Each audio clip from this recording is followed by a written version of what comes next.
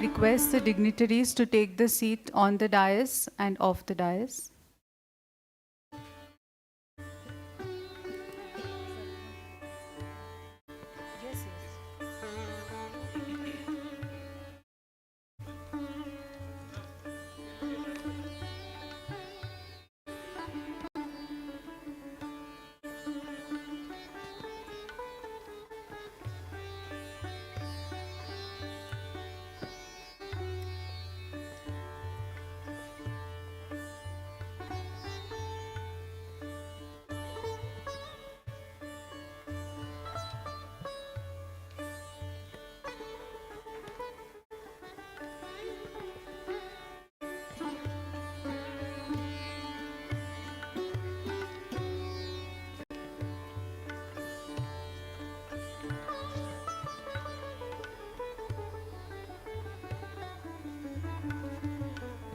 I request everyone to kindly occupy the seats.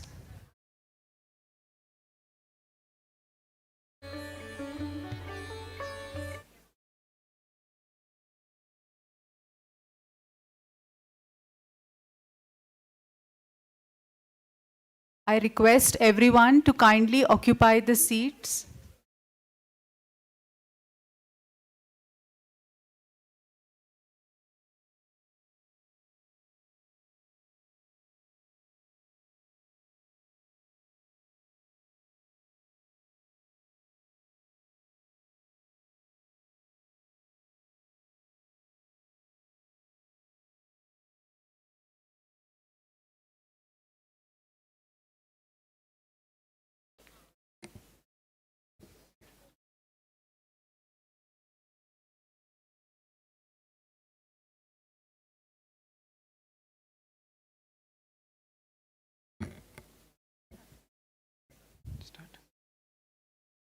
On behalf of Karnataka Law Society's Gogte Institute of Technology, Department of Architecture, I, Prasad Kulkarni, extend my warm greetings to one and all present here.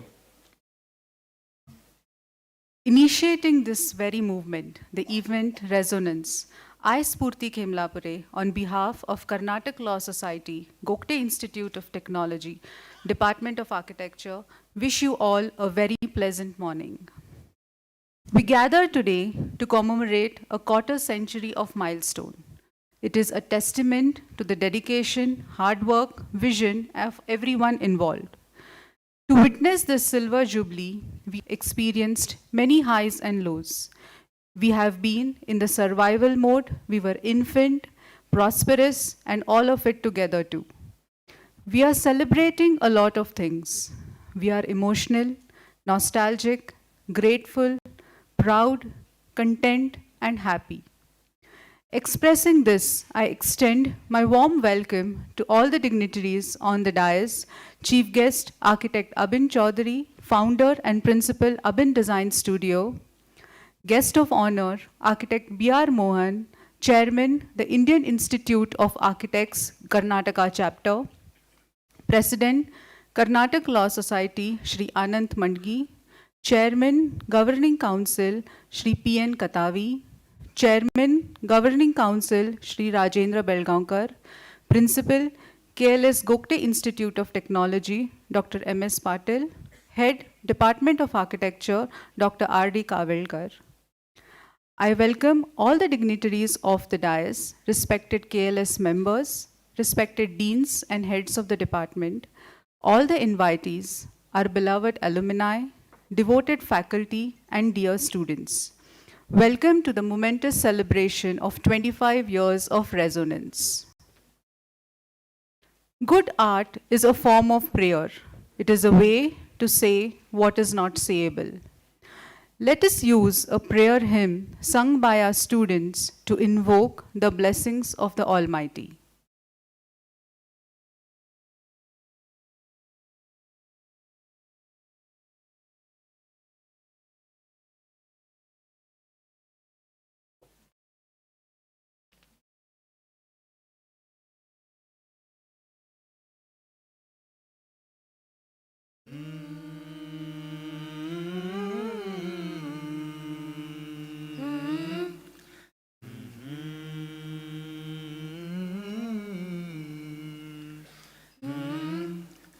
गणनायकाय गणदैवताय गणाध्यक्षाय धीमहि गुणशरीराय गुणमण्डिताय गुणेशानाय धीमहि गुणातीताय गुणाधीशाय गुणप्रविष्टाय धीमहि एकदन्ताय वक्रतुण्डाय गौरीतनयाय धीमहि गजेशानाय भालचन्द्राय श्रीगणेशाय धीमहि एकदन्ताय वक्रतुण्डाय गौरीतनयाय धीमहि गजेशानाय भालचन्द्राय श्रीगणेशाय धीमहि गानचतुराय गानप्राणाय गानान्तरात्मने गानोत्सुकाय गानमत्ताय गानोत्सुकमनसे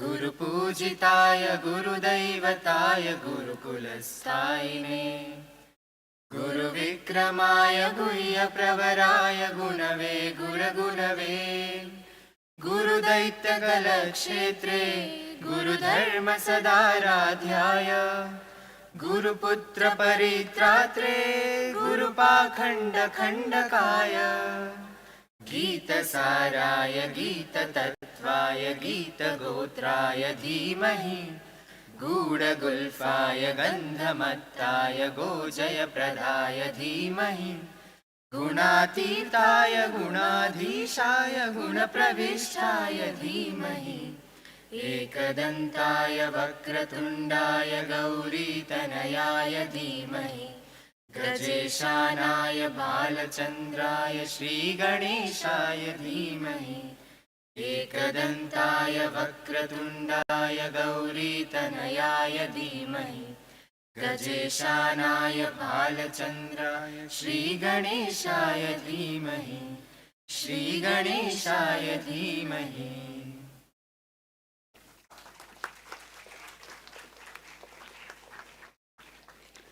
Thank you, students, for the symphonic rendition.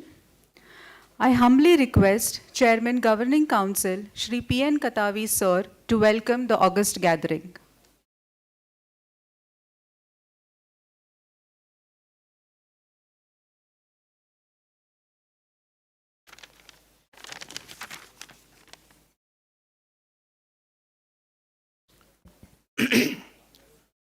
Distinguished guests,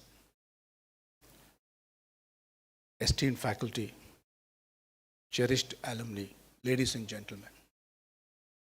It is with immense joy and pride that I welcome you all to the Silver Jubilee celebrations of our School of Architecture. Today, we gather to commemorate 25 years of excellence, innovation, and the indelible mark our institution has left on the landscape of architectural education. As we reflect on the past, let us celebrate the countless achievements, the passion for design, and the unwavering commitment of our faculty and students. From the first blueprint to the towering structures that now grace our cities, our school has been a crucible of creativity and a perfect center for future architects. This Silver Jubilee is not just a milestone. It is a testament to the collective dedication that has shaped the minds and built the dreams of generations of architects who have passed through our halls. The journey has been marked by challenges, triumphs, and the unyielding spirit of exploration. In the years ahead, let us continue to inspire and be inspired, fostering a legacy that pushes the boundaries of architectural imagination. May this celebration be a reminder of our shared commitment to shaping a future where innovation and aesthetics converge seamlessly.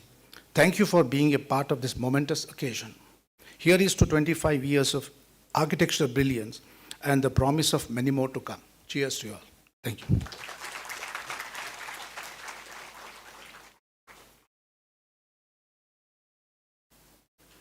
Thank you, sir, for this salutation.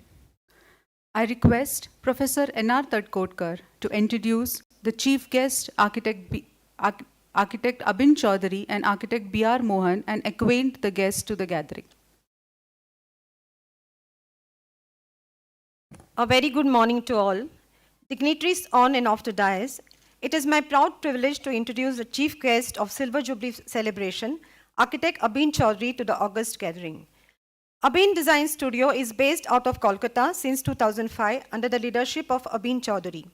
The studio believes that architecture is a collective venture of dreams and passions of the client and designers, rising hand in hand, the skills and enthusiasm of the craftsmen standing at the forefront, hoping to inspire the world around them. The studio is engaging design in the urban and peri-urban edge as a catalyst for deliberate change. Abin Design Studio focuses on the idea of holistic design. His explorations intend to push the boundaries of thought, prevalent socio-cultural landscape, and spatial construct, challenging the role of architecture in society by being unafraid of unfamiliar explorations. Abin Design Studio is a multidisciplinary practice with a diverse portfolio of projects, ranging from large-scale public buildings to niche villa projects, each carrying the hallmark of creativity, innovation, and experimentation. The studio is also the recipient of several national and international accolades. Two of the studio's projects, Community Center Gallery House Bansperia and Waterfront Clubhouse Adi Saptagram, has been nominated for the 2022 Aga Khan Award for Architecture, Geneva. And the projects will be part of the Aga Khan Trust for Culture at Geneva. In September 2021, Abin Design Studio work has been published in the monograph by the Architectural Review, a renowned global architectural magazine published in London. The monograph showcases some of the selected socio-cultural projects from the Indian countryside, highlighting the human context that defines the spirit of the studio in peripheral towns. Abin Design Studio's Gallery House has also been published in the book Guide to Good Architecture by Arch Daly and Jestelton. Abin is the only Indian architect who has been the recipient of the World Color Awards and the Black Elephant Curious Award. The studio has been longlisted in the Design Awards 2020 for its wall house projects. Wall House has also been selected as the House of the Year in Asia Pacific region by Habitus Living Australia. Very recently, Abin Design Studio has made its name in top 10 architectural firms of India by Aventura Architects Global Guide to Travel and Adventure. The studio's installation Bamboo Pavilion has been selected by the Museum of Modern Art, New York, to be showcased in their publication.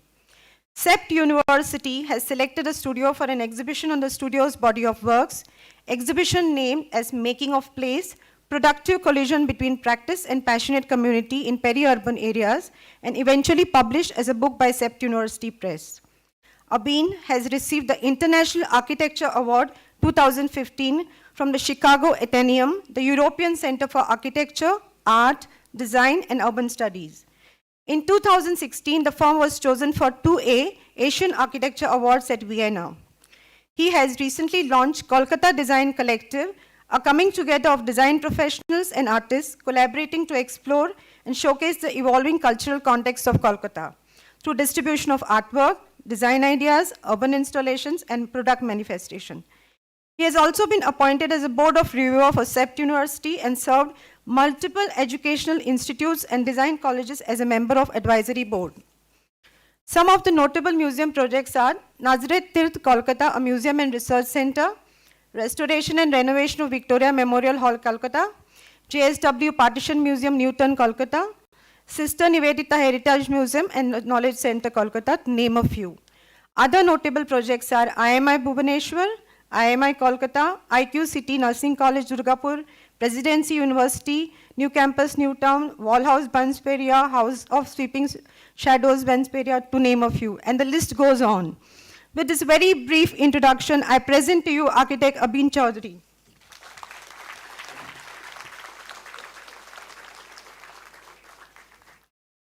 It is my proud privilege to introduce our guest of honor of Silver Jubilee celebration, architect B.R. Mohan, chairman of Indian Institute of Architects, Karnataka chapter, to the august gathering.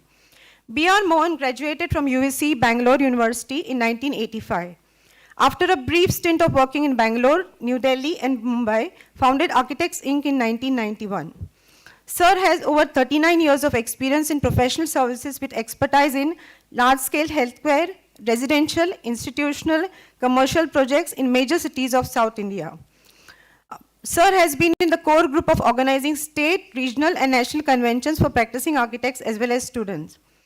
Sir has also been in the forefront in fighting for the rights of architects fraternity, also been actively involved in talks with Government of Karnataka to formulate, amend rules pertaining to bylaws, architects registrations, and to get the government actively involve architects in designing community spaces. Another driving passion is teaching and sharing experience with the students, and has been an examination juror of various colleges in Karnataka. Under his leadership, an app was developed for the chapter members to connect and collaborate, and later dedicated it to the entire nation, and now it's called One Nation, One App. He has also started a bi-monthly newsletter, which was awarded as the best newsletter pan-India for 2 consecutive years. For the first time in his tenure, IA collaborated with the institutions to bridge the professional and academia gap. He introduced a new initiative, Videocast, for thought-provoking interviews and discussions. He has also held various positions, initially as a member, honorary treasurer, vice chairman, and chairman of the Indian Institute of Architects, Karnataka chapter. Architect Mohan was a convener of jury for Ideas Design Competition for erection of iconic structures at Rao Tularam Flyover, New Delhi, organized by Council of Architecture. Architect Mohan has received many awards in appreciation for the services rendered to IIA and its fraternity, along with an appreciation received from Sri Atal Bihari Vajpayee, ex-Prime Minister, in 2001 for a hospital project. With this very brief introduction, I present to you Architect B.R. Mohan.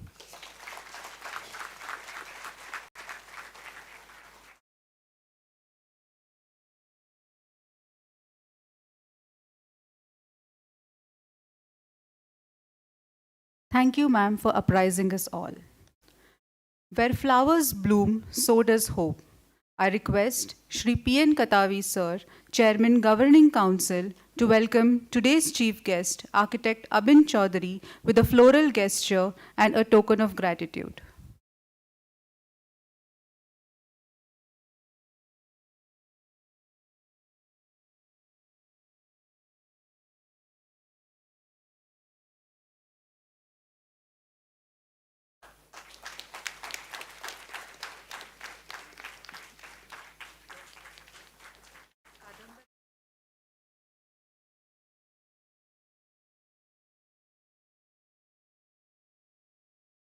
Thank you, sir.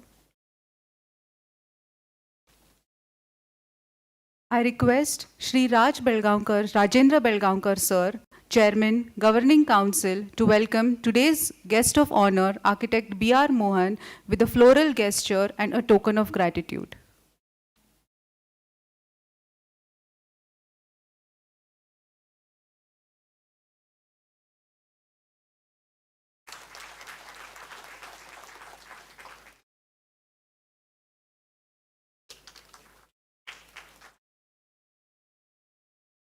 Thank you, sir.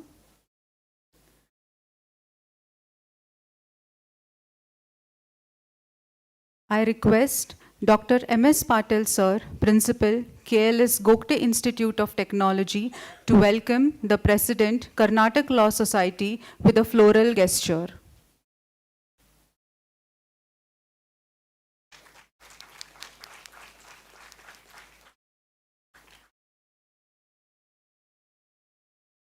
Thank you, sir.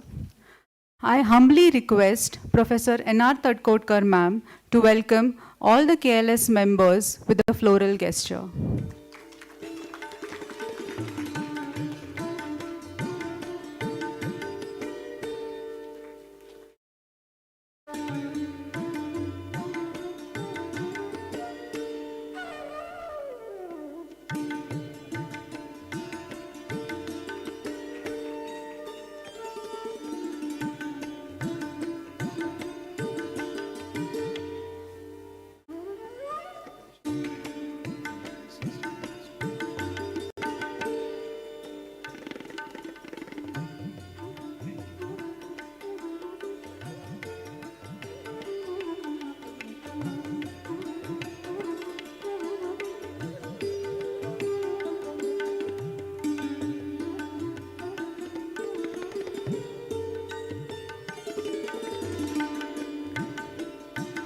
Thank you, ma'am.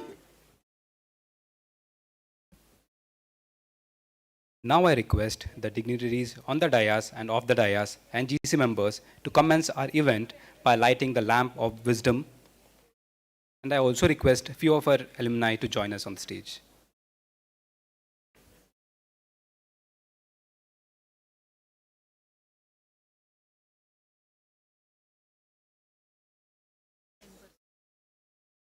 I request all the members to join us on the stage to light the lamp.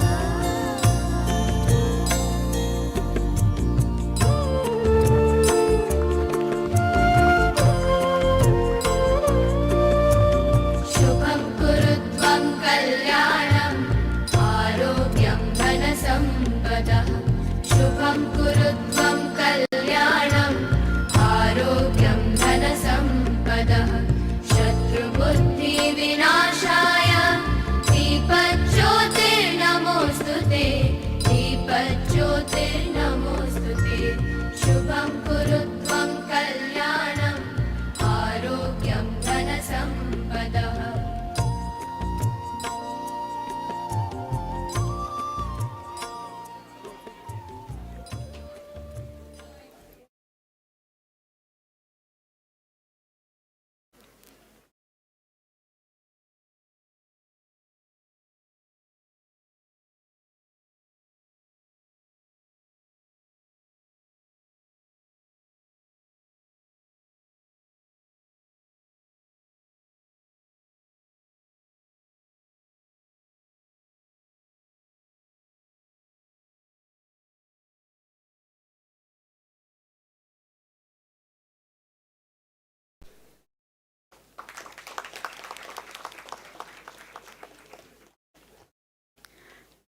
I also request ma'am to welcome GC Governing Council, Chairman Governing Council, Shri Priyan Katavi sir. Sorry. Ma'am, I also request you to welcome Dr. M.S. Patil sir, Principal, Gogte Institute of Technology.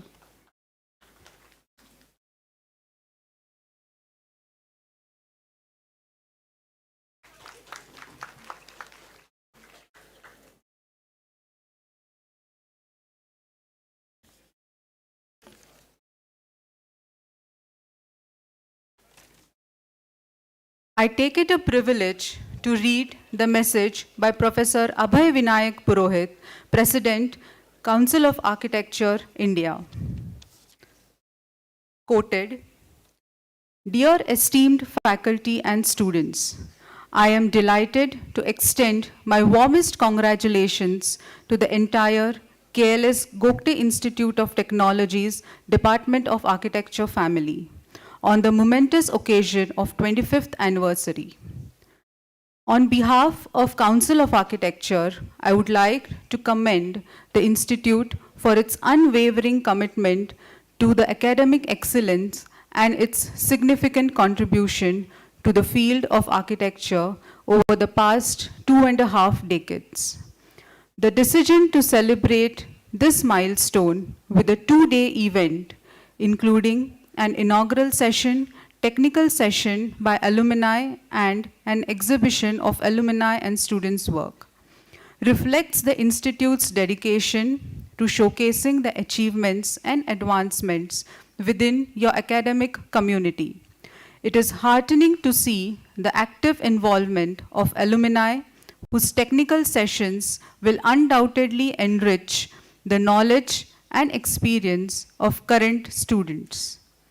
The exhibition of alumni and students' work will serve as a testament to Institute's impact on nurturing creative minds and fostering a culture of innovation. As the President of Council of Architecture, I am confident that KLS Gogte Institute of Technology's Department of Architecture will continue to inspire and shape the future of architectural education in the years to come. Once again, congratulations on reaching this remarkable milestone, and I wish you a successful and memorable celebration. Sincere regards, Professor Abhay Vinayak Purohit, unquote.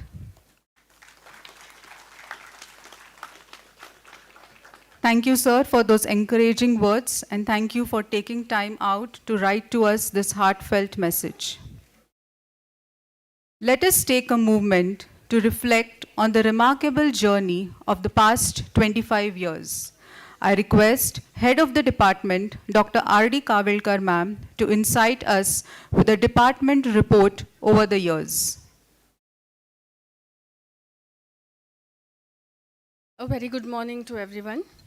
Respected dignitaries on the dais, Chief Guest Architect Abhin Chaudhary, Guest of Honor Architect B.R. Mohan, Karnataka Law Society's President Sri Anant Mangi sir, Chairman Governing Council ma'am, Shri Pramod Katavi sir, Chairman Governing Council GIT Engineering, Shri Rajendra Belagavi sir, Principal Dr. M.S. Patil, dignitaries of the Diet, Karnataka Law Society members, invitees, deans, heads of various departments, section heads, press, media, my dear colleagues, alumni, and student friends, good morning to all of you.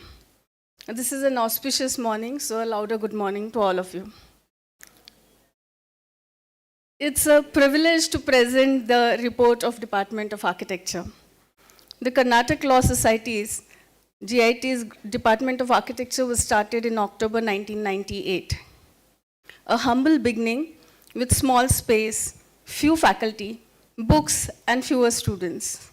Steadily and swiftly, the department grew under the guidance of late architect B.D. Kudalkar sir, the first head of the department. In 2003, the first batch graduated. The department had already started participating at national level competition and earned accolades to the institute. In 2001, the department started its National Association of Students of Architecture unit. Since then, the unit actively participates and wins trophies at zonal and national levels.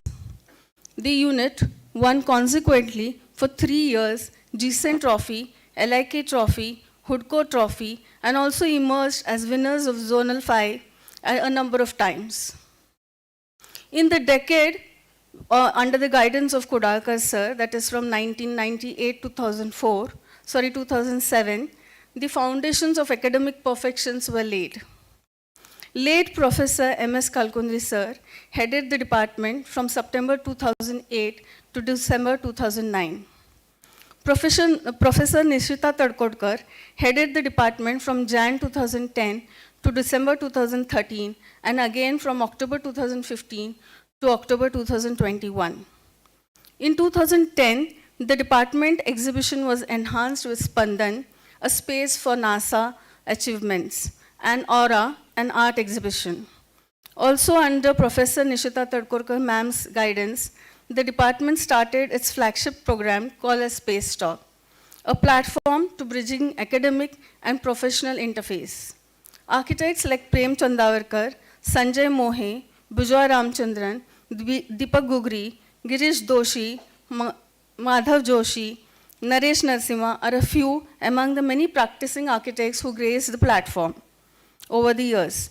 The Space Talk is a tradition that continues in the department and has become an important part of the department, almost an identity of the department. Many practicing architectural firms relate to the department with this. The Space Talk platform has improved our internships and placements. In 2010, the department hosted the Zonal NIASA Thesis Jury Award. This jury is conducted by NIASA, a academic session of the Council of Architecture, where best theses of all the colleges are presented. Hosting it was an attempt to expose the students to national award-winning theses and architectural projects. 2011, only a little more than a decade, the department had the opportunity to double its intake from 40 to 80. This was also the phase of developing unique approaches to architectural pedagogy and design thinking. Example, the housing studio matured, architectural thesis structure and dissertation structure was developed, and urban design insert studio also developed. In 2015, a year when GIT got its autonomous status, we at the department plunged into brainstorming sessions under the guidance of architect Pratap Patil, the head of the department then, on setting the curriculum, researching into architectural pedagogies at the International and National Institute of Repute. The curriculum was framed under 3 streams: design, technology, and humanities, and more emphasis on application-based approach and integrating the streams. Major takeaways to the autonomous graduates are the integration of, for example, technology, that is structural aesthetics, into design, and Indian knowledge systems into design, etc. In 2009, the year 2019 was a happening year. In January 2019, the department hosted an FDP in association with NIASA, that is the academic head of Council of Architecture. The FDP was called Reading the Site, Site Planning and Site Analysis. The FDP was is a teacher's research center. In May 2019, the same year, during the Council of Architecture inspection, the evaluation score for the academics was 94 out of 100. 2019 again, our first VTU batch graduated. And I take this opportunity here to mention that the department bagged minimum of 3 to 4 VTU ranks per year from 2010 onwards. November 2019, the NASA unit Z516 of the Department of GIT hosted the first council meet of NASA India. 2020, our first autonomous batch graduated. 2020, the whole world stood still, but the space talk became active. We started connecting to architects across the globe and conducted series of international webinars. Not only students, but as well as architects benefited through this. 2021, when the students started trickling back to the studios, to make up for the lost time, a number of hands-on workshops were conducted. For example, lines and strokes was for architectural representation, bamboo workshop, the grades for structural understanding, and an international collaborative work on Bhava's pedagogy, to name a few. 2022 onwards, the department initiated international mentorship for studios of higher semester. Architect Durganand Balsava mentored the dissertation studio, and architect Vinayak Bharne from Los Angeles mentored the Urban Institute studio 2 years in 2022 to study and document Udupi, and in 2023 to study and document Badami. 2022, the Council of Architecture also came up with an interim report on NEP and further architectural studies, giving graduate outcomes. Again, the BOS members, that is Board of Studies members of the department, and faculty had brainstorming sessions. So 2023 curriculum was designed to meet the graduate outcomes. Another stream called as electives of multidisciplinary designs were introduced. The department encourages students to participate on various design competitions. And the students have won design competition like Mind Rain, Hosmac, Tiny House, and the most recent one is American Standard Design Award for Asia Pacific Zone. All the academic achievements is shouldered by passionate faculty, both core and visiting. Faculty at the department are of varied specialization adding the multidisciplinary quotient required for design pedagogy. They are actively involved in architectural consultancy and also invited as a resource person in different forums in India. The visiting faculty are from practice from Belgaum and around the cities nearby, including Jubilee, Kolhapur, and Goa. The faculty are members in Indian Institute of Architects Belgaum Center and Intact Belgaum chapter. In 2022, the department also received its institutional membership of IIA. In 2023, our graduating student was selected as the best student of the year by IIA. We take pride of the fact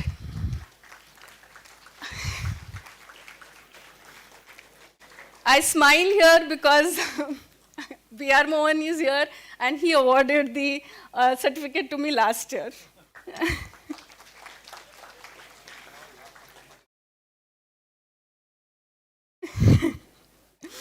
We take pride that the students' architectural project thesis are presented on various forums like Archiprix, KV Forum, NIASA Thesis Award, UDRI, and Charles Correa Gold Medal Award. A very recent thesis was invited to Archiprix International Workshop in Notre Dame. We also take pride in the fact that the alumni of the department have pursued higher education in different fields in institutes of international repute like CEPT, A, London, Delft University, Bowers, Germany, etc.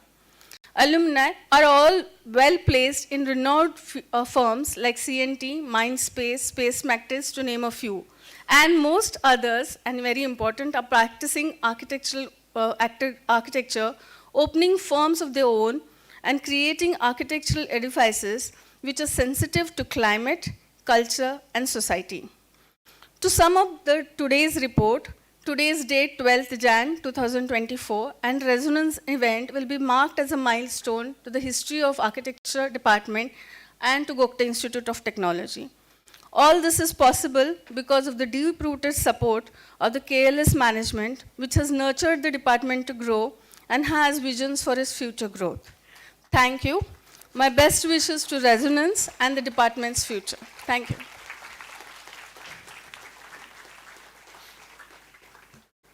Thank you, ma'am, for reading to us the triumph. Now let us embark on a visual journey that captures the making of Resonance.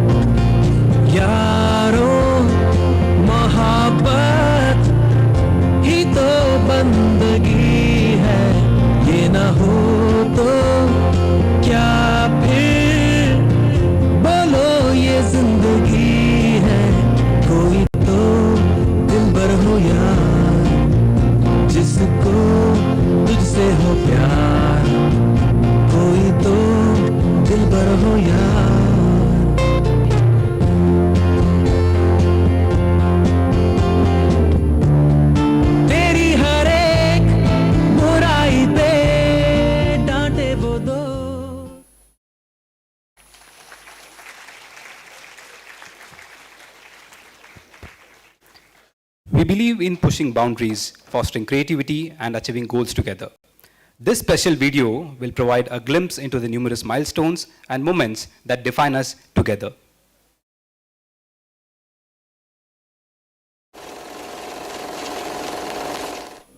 यादों के पुराने album में छुपा के रखे हैं हमने वो दिन गुल्लक में पड़ी चवन्नी सी बचा के रखे हैं हमने वो दिन ना किसी मंजिल की फिक्र थी जिंदगी जीने की उम्र थी दोस्ती और दोस्तों से उधार के दिन थे वो दिन भी क्या दिन थे वो दिन भी क्या दिन थे वो दिन भी क्या दिन थे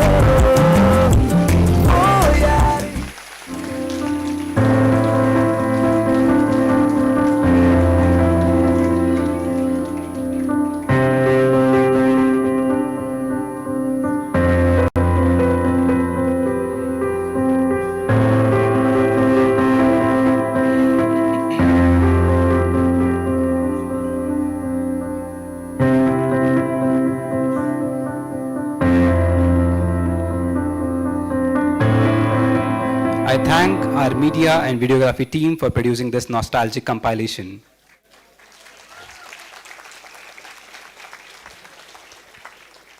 Now, join us in celebrating the collective wisdom, rich experiences of our alumni and students as we launch a memoir. The memoir brimming with their insightful, incredible contributions and reflections. Now I request our chief guest, architect Abin Chaudhary, along with other dignitaries on the dais to launch the memoir.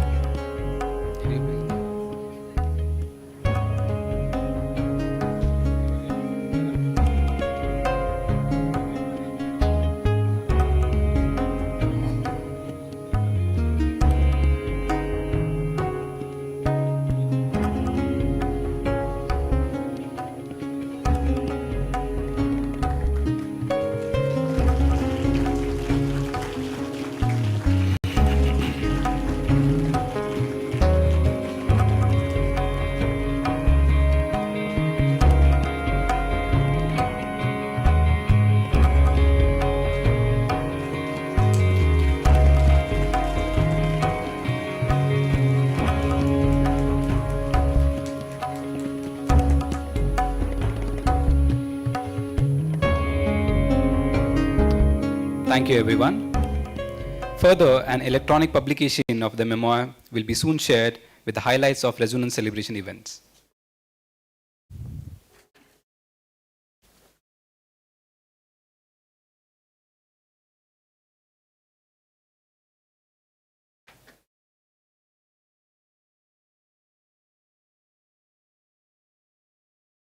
I take it a privilege to read the message by Sri Pradeep Saukar, Chairman, Karnataka Law Society.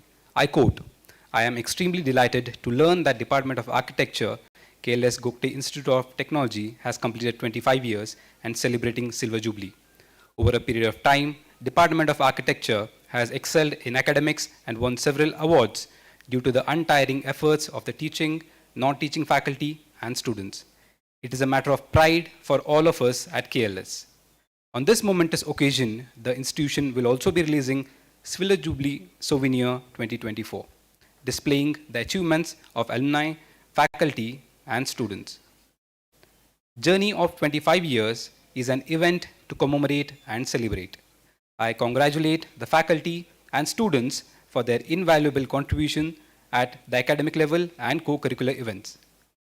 Many thanks to the entire dynamic team of the Department of Architecture who have been tirelessly contributing to the growth of the institution and hard work, dedication, and enthusiasm. I wish the Department of Architecture all the best for its future endeavor. Looking forward to this great event. I unquote, thank you, sir, for those thoughtful words.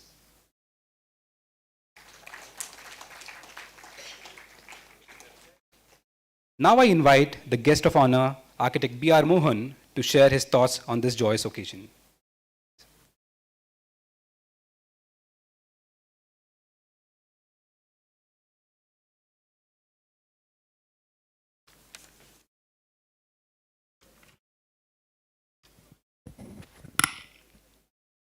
Good morning, distinguished guests, dignitaries on the dais and off the dais, management and faculty of the KLS institutions, alumni, students, and my dear friends. It is both a pleasure and an honor to stand before you today as the chairman of the Indian Institute of Architects Karnataka chapter in this momentous occasion. The inauguration of Resonance, the celebration making of 25 glorious years since the inception of the Department of Architecture under the umbrella of the esteemed institute, KLS Gogte Institute of Technology. 25 years ago, KLS institution embarked on a journey to nurture creative minds, to inspire architects who would not just design buildings, but would shape the very essence of our urban and rural landscape. Today, as we gather to celebrate the significant milestone, we reflect not only on the passage of time, but on the indelible impact that the architects have had on the world around us. Your architecture department stands as a testament to the power of education, mentorship, and the unwavering commitment of everyone who has been part of this incredible journey. The alumni are the living embodiment of the ideals and principles that defines your institute. The challenges you have faced, the times you have celebrated, and the lessons you have learned are invaluable contributions to the legacy of the institute. As we embark on this celebratory journey, do not just revel in the achievements of the past, but look forward with a renewed sense of the purpose. The challenges before us are dynamic and complex. This alumni meet is not just an event, it is a bridge that connects the past, present, and the future of the institution. It is an opportunity to reminisce about the shared experiences that molded you into the professionals you are today. And it is a chance to inspire and be inspired by the journeys of your fellow architects. As you reconnect with old friends, mentors, and acquaintances, I encourage you to reflect on the impact of your work, not just in terms of built spaces, but in the lives you have touched and the communities you have enriched. Your stories are the threads that weave the narrative of the Institute's success. My dear fellow architects and students, you are the heartbeat of your institution's past, present, and future. Your passion, creativity, and commitment to excellence will shape the narrative for the next 25 years. Have a purpose in life. We are born, we live, and we die. But when we are living, let the life be purposeful. Values are very important in life. It is the guiding principles of our lives. Cultivate professionalism. Be accountable with what you do and what you do. Be empathetic and show gratitude. Always be humble. There is no virtue which can be more important than humility. Realize that whatever you think you have accomplished or are going to accomplish is just the culmination of formal learning and informal learning that you have gone through with your colleagues, your classmates, your friends, your teachers, and the entire circle around you. Also, let us cultivate the spirit of giving back. It is not just a gesture of appreciation, it is a responsibility we owe to the very essence of our being. Our contributions, whether in the form of time, knowledge, or resources, should serve to enrich the environment that fostered our growth. Remember, you are what you are because of this school. The knowledge imparted here, the friendships forged, and the challenges overcome have collectively sculpted you into the individuals you see in the mirror today. It is a debt of gratitude that one repays, not out of obligation, but out of genuine acknowledgement. As we reflect on the significance of contributing to the community, let us not forget that our community extends beyond the walls of this institution. It encompasses the society we live in, the cities we build, and the world we share. Each one of us can be like a skipping stone thrown in the water, creating ripples that reach far beyond. Be the guiding light for the young students who aspire to walk in your footsteps. Let them look at their predecessors and see that not just accomplished professionals, but compassionate individuals who understand the value of giving back. I extend my heartfelt gratitude to the faculty, staff, and the management, and all those who have contributed to the success of this great institution. May this celebration be the time of reflection, inspiration, and renewed commitment of excellence, illuminating the path for future architects and fostering a sense of unity that transcends the time. Together, let us pledge to shape a future where architecture is not just a profession, but a transformative force. For those who do not know IAA is changing, and do join that force to voice your opinion and concerns of the profession. After all, what is IAA? IAA is nothing but you and I. Without ours coming together in large numbers, nothing can be addressed. So let us join hands, come together to do something good for the next generation and also try to uphold our profession. And thank you for giving me this platform on this momentous occasion to share my thoughts. And before I sign off, we from IAA, we have one medal and award for the best outgoing student, that is Ashish Lalwani from your college. I would like to present a certificate and the medal. And I request Rupali ma'am to accept this.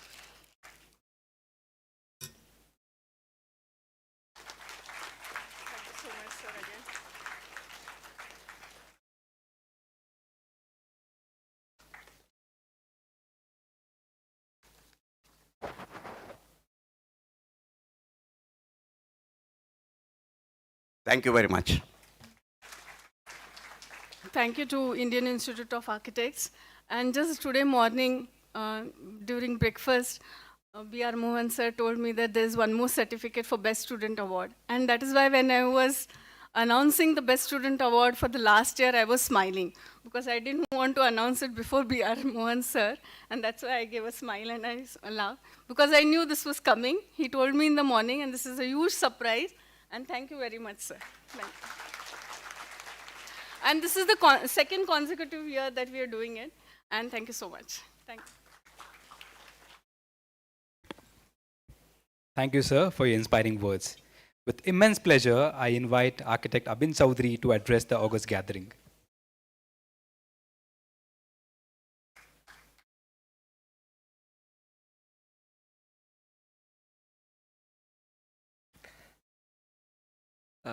Good morning, and all distinguished guests, and the member of Karnataka Law Societies, and all the faculties and students and friends of Gogte Institute of Technology. And honestly, I'm not an expert of addressing without my subject, so it's a little bit of out of syllabus of mine. So thank you so much for inviting here, and really it's a pleasure to be here in this institute and on momentous occasions, and I congratulate the Department of Architecture for being in 25 years, the spirit we can feel with the videos. So I don't take long, I just say that my father was a teacher and mathematicians. He told me that being a good human being is the first step of being a good designer. So I rather end with his words, and I'll wait for my presentations when will come. And thank you for inviting here. Thank you so much.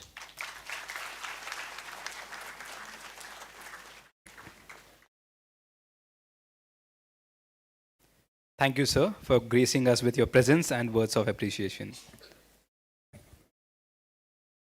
Moving forward, we have a privilege of hearing from three of our esteemed alumni who have walked the classrooms, studios, and corridors of KLS GIT and have since made remarkable contribution to the field.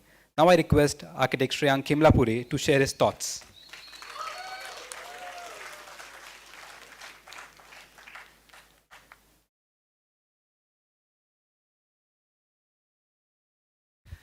Thank you.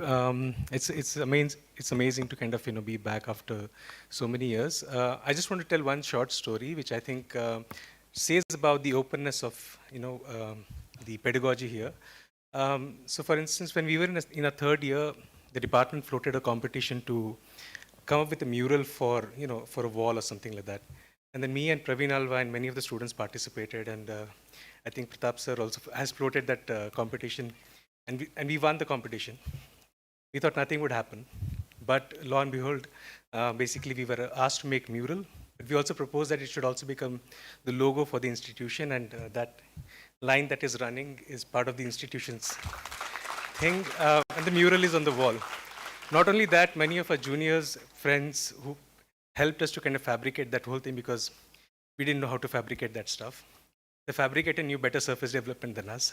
So there's a nice openness to kind of embrace all of those things. And thank you, ma'am, and thank you for the department for imbibing that sense of openness in us. And I think that's something that I carry with me in all the work that I do so far. Thank you so much.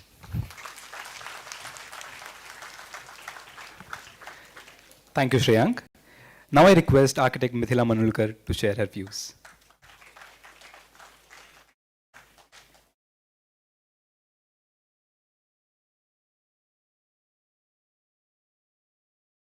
Good morning, everyone. I'm truly honored to be here, as we are here to remember, celebrate, and be here for the 25 years that we have spent. So 20 years back, I have walked in as a wide-eyed student just to study architecture, and this is where my life completely changed. I've studied architecture, but then we had these amazing faculty who have shaped the whole design thinking process and made us into the people we are today. The faculty here at the Department of Architecture is nothing short of extraordinary. Their dedication to the craft, commitment, and to like nurturing talent or understanding the need of every student was well taken care of and understood. This has really helped in like throughout my professional journey. I was fortunate to have been taught by some amazing individuals who have not only imparted architectural education, but have also instilled in me a profound sense of responsibility towards the built environment. And so my journey didn't end with 5 years. I was back here after I finished my teaching as a faculty, and that really changed the way I viewed the department, because I learned to then cherish education from being an educator to a student, and how that, what challenges educators face. And that was an amazing experience, because that has really shaped my understanding of architecture and design. And I was truly like, you know, so overwhelmed by like these 25 years of celebration and being here, connecting with seniors, meeting your classmates, and it's just a lot of nostalgia, a lot of memories, and a lot of feelings. So the memories created within these walls are countless. The friendships with classmates, the ups and downs of design projects, and the invaluable mentorship from the faculty. These 5 years have not only equipped me with the technical skills required for my professions, but have played a pivotal role in the person that I am today, and in shaping what I have become. So as we gather here today, let us celebrate the ties that bind us as alumni of GIT. Let us cherish and acknowledge the influence of our mentors, and recognize the role this institution has played in sculpting our futures. The bonds formed within these walls are not just connections.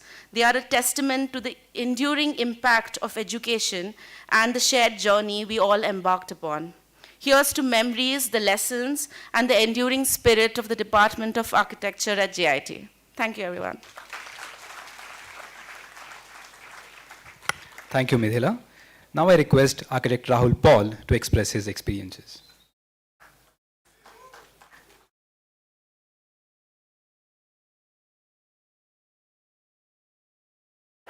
Firstly, thank you everyone for organizing this, and first time being old feels nice. And I won't go too much back into the story like Shreyank mentioned, but a little anecdote. A couple of days back, and I was on a table across with Mr. Bijay Ramchandran of 100 Hands, and we were just recollecting some names of our students who are working in Bangalore, around Bangalore, and we counted some which were, you know, senior to me and my batch, a few way beyond, which names I have not even heard. And at the end he said, you know, somehow I feel this institute produces very self-motivating and energetic architects.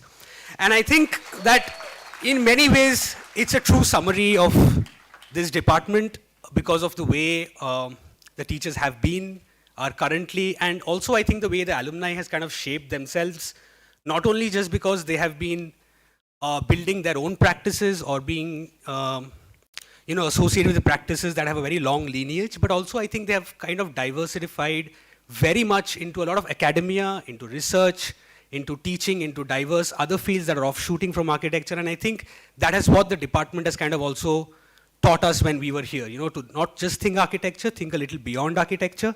And I think that is really shaping us to who we are today.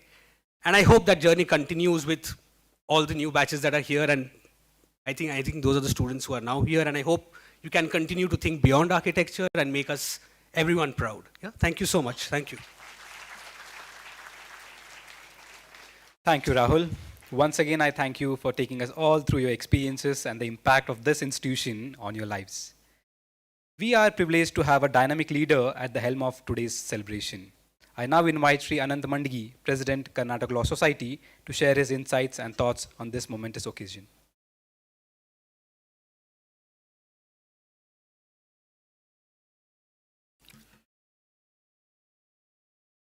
Mr. Rabin Chaudhary, today's chief guest, I welcome you and I thank you for having taken the trouble of coming from Calcutta to here. Thanks a lot. Dr. B.R. Mohan, I welcome you and thank you again for having come along with me in the flight. My wife and he were sitting opposite to each other. We never knew who he was until I landed in Belagavi airport. Only thing I noticed was he was snoring and she was snoring.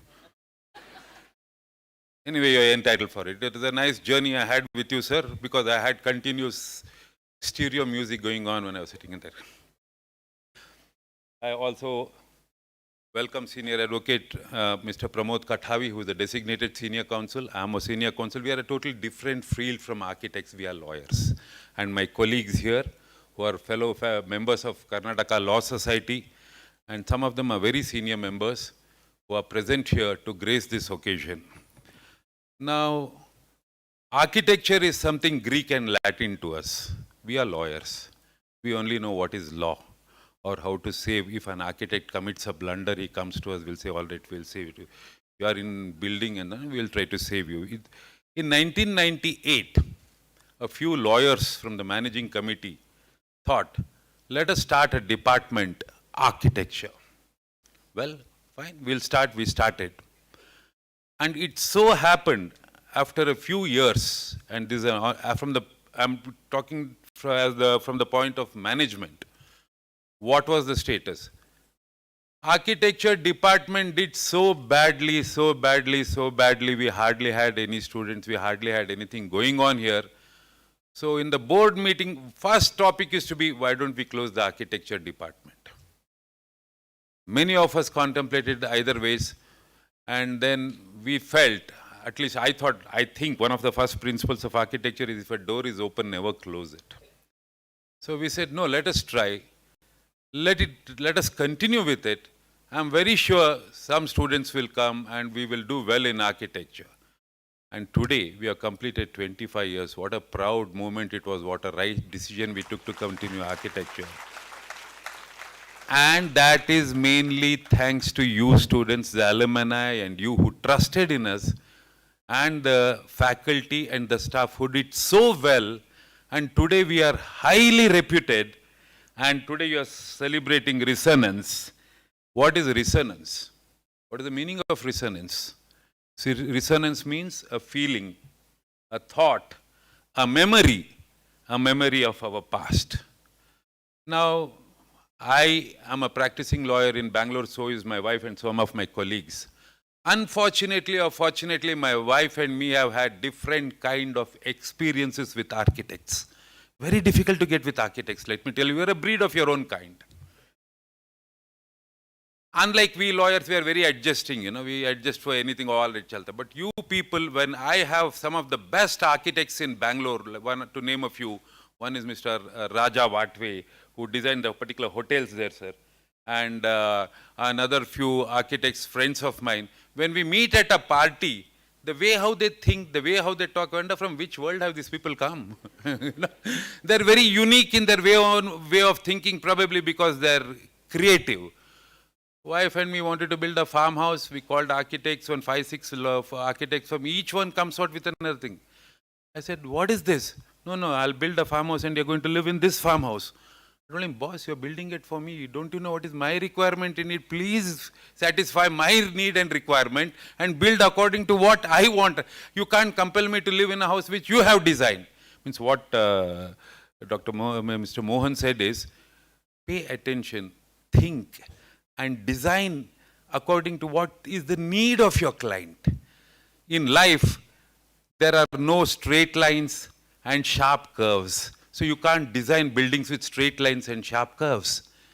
You have to design according to what the customer needs. That means you have to sit with him, understand, apply your mind, think, and come out with something very, very innovative. For instance, when I was in school, I remember my English teacher telling me, a thing of beauty is a joy forever. So true it is as far as architecture is concerned. Imagine the Taj Mahal. It's such a thing of beauty. What a joy forever it is. Any president who comes to India goes along with the first lady, sits there and clicks the snap. What is there in that Taj Mahal? There is nothing there but other than the beauty of the architecture. You go to Madurai Meenakshi temple in Madurai, you look at that temple, you wonder, is this constructed by a human being or has God sent it straight down here? See, that is the beauty of architecture. You go to Gaza and you see the pyramids, one above the other, one above the other, and they tell you there was no modern cranes and there were no modern amenities. How? Who? Did God himself come and create this? See, that is architecture. It's the beauty of architecture. Now, I had been to Spain. A church is being constructed in Barcelona. It's called as Familia Sagrada, if I'm not mistaken. It has taken nearly years and years and years to construct. But you enter that, a common man like me, who is not an architect, I got nothing to do with architect. I do not know what are your lines and what are your designs. But it is deeply imprinted in me. When I think of architecture, I think of Familia Sagrada or Alhambra in Spain, or you can go to Colosseum of Rome, or Burj Khalifa now in Dubai. What are all these? These are all called as, the special word is used for your creative activity. Do you know what is the special word used for an architect's creature activity? It is called as marvel. These are all architectural marvels created by human beings like you and me. But when the future generation goes there, they can't believe this is created by human being. They thought God must have done it. God himself must have created a structure like this.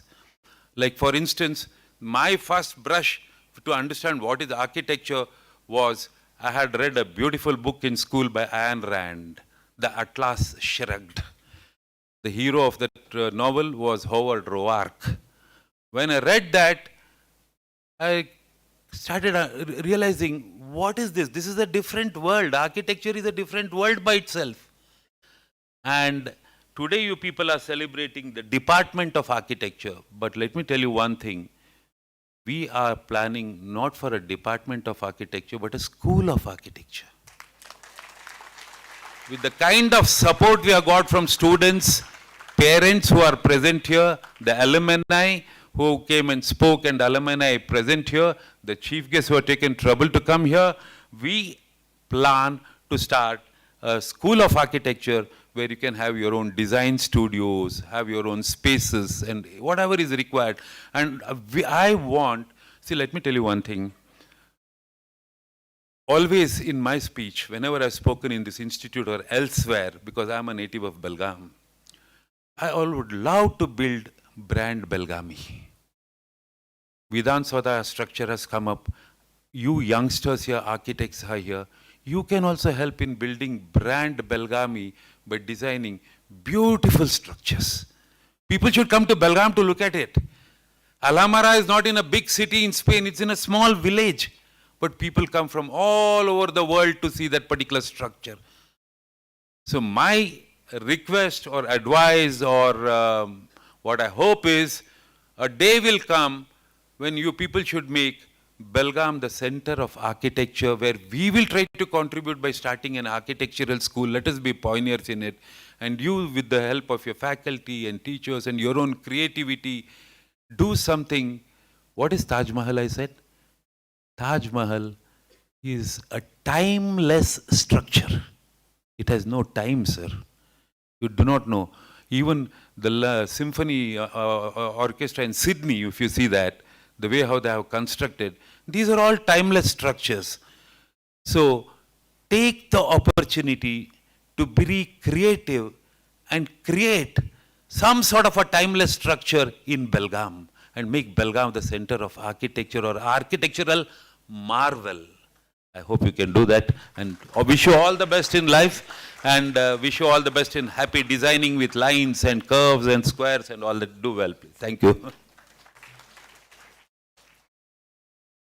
Thank you, sir, for your words of motivation. I invite Architect Archana Patil, Assistant Professor at Department of Architecture and our very own alumni, to invoke the vote of thanks.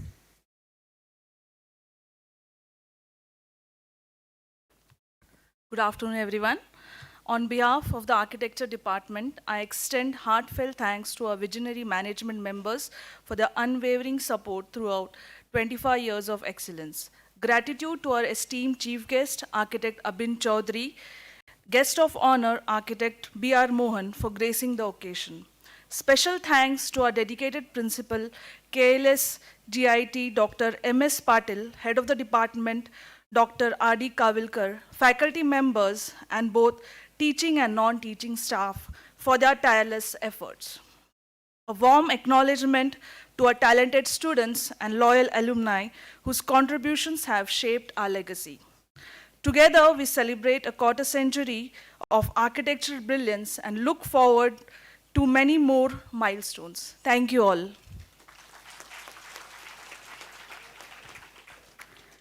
Thank you, Archana. As we mark this incredible milestone, let's not just dwell on the past, but look ahead with optimism and excitement for the future. The next 25 years holds infinite possibilities, and we are poised to embrace them with enthusiasm. I request everyone to rise for the national anthem.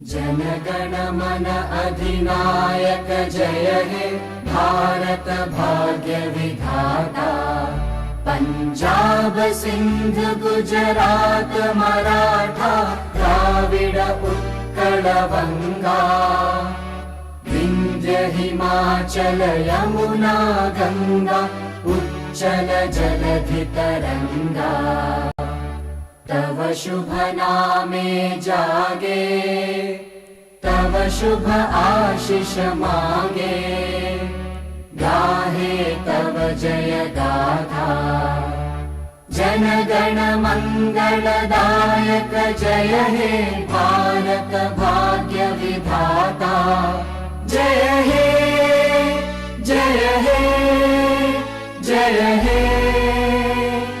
जय जय जय जय हे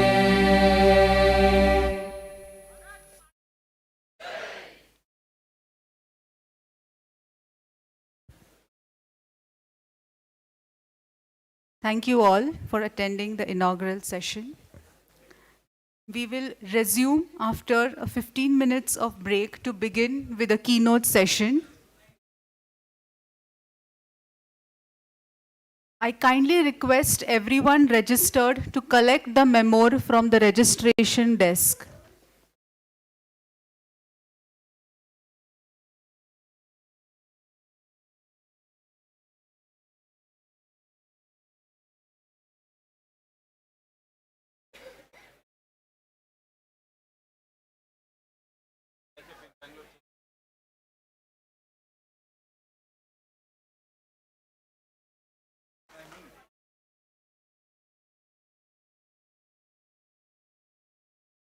Very well done, very well organized.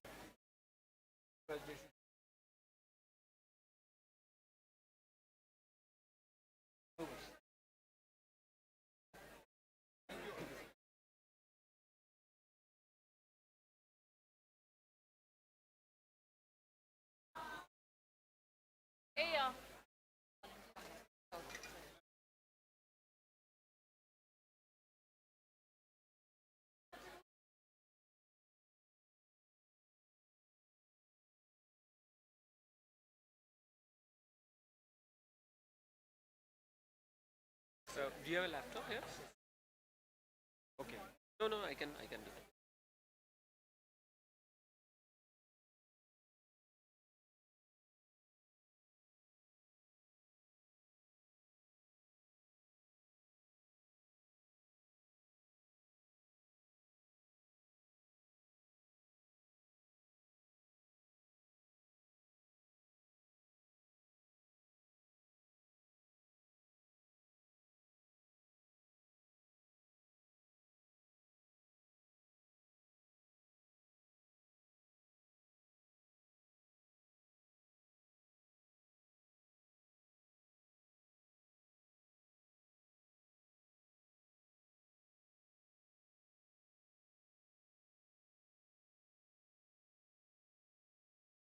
I request everyone to collect the memoir from the registration desk.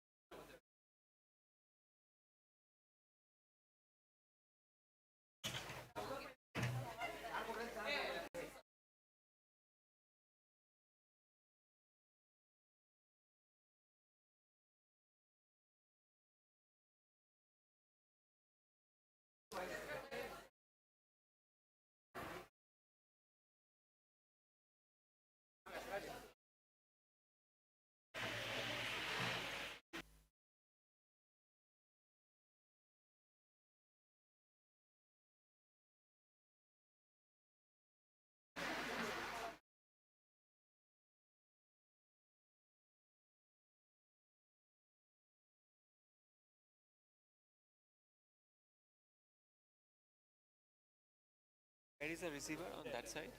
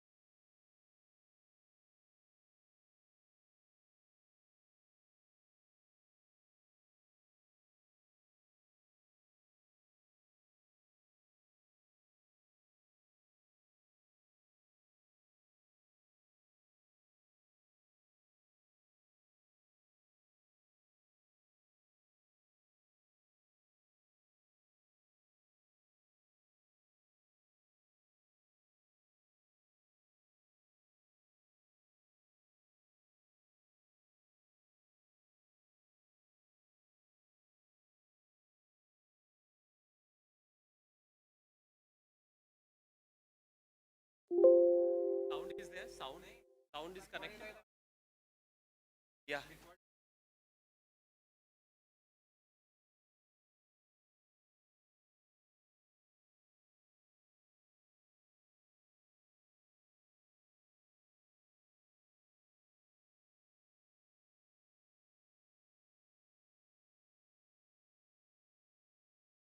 Artshila is a very interesting propositions when I got a call from Sanjeev Kumar that they bought a house in Shantiniketan and wanted to convert to a cultural hub, and then he revealed, 22 years back I only designed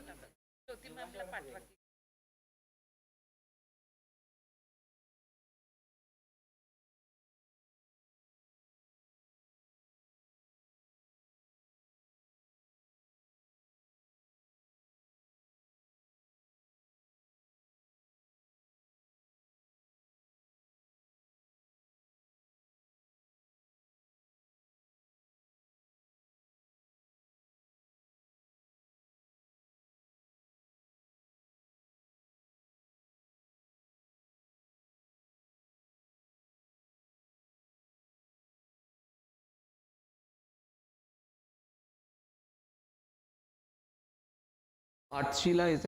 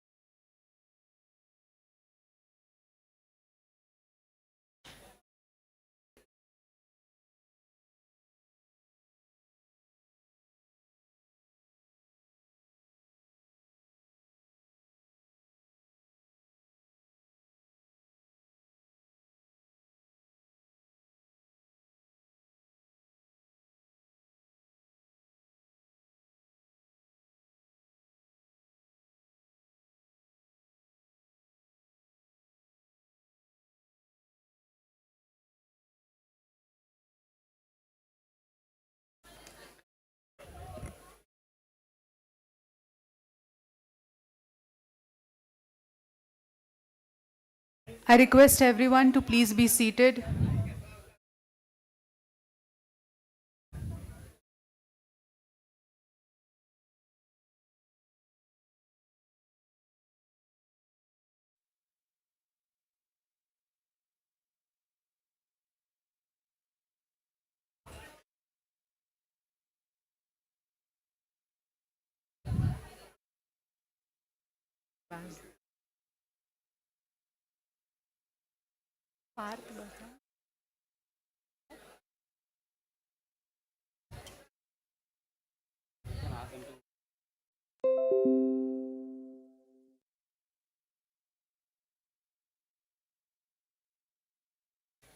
Welcome you all again. Transpiring to the prevailing movement, I humbly request architect Abin Chaudhary to incite us with his works and research.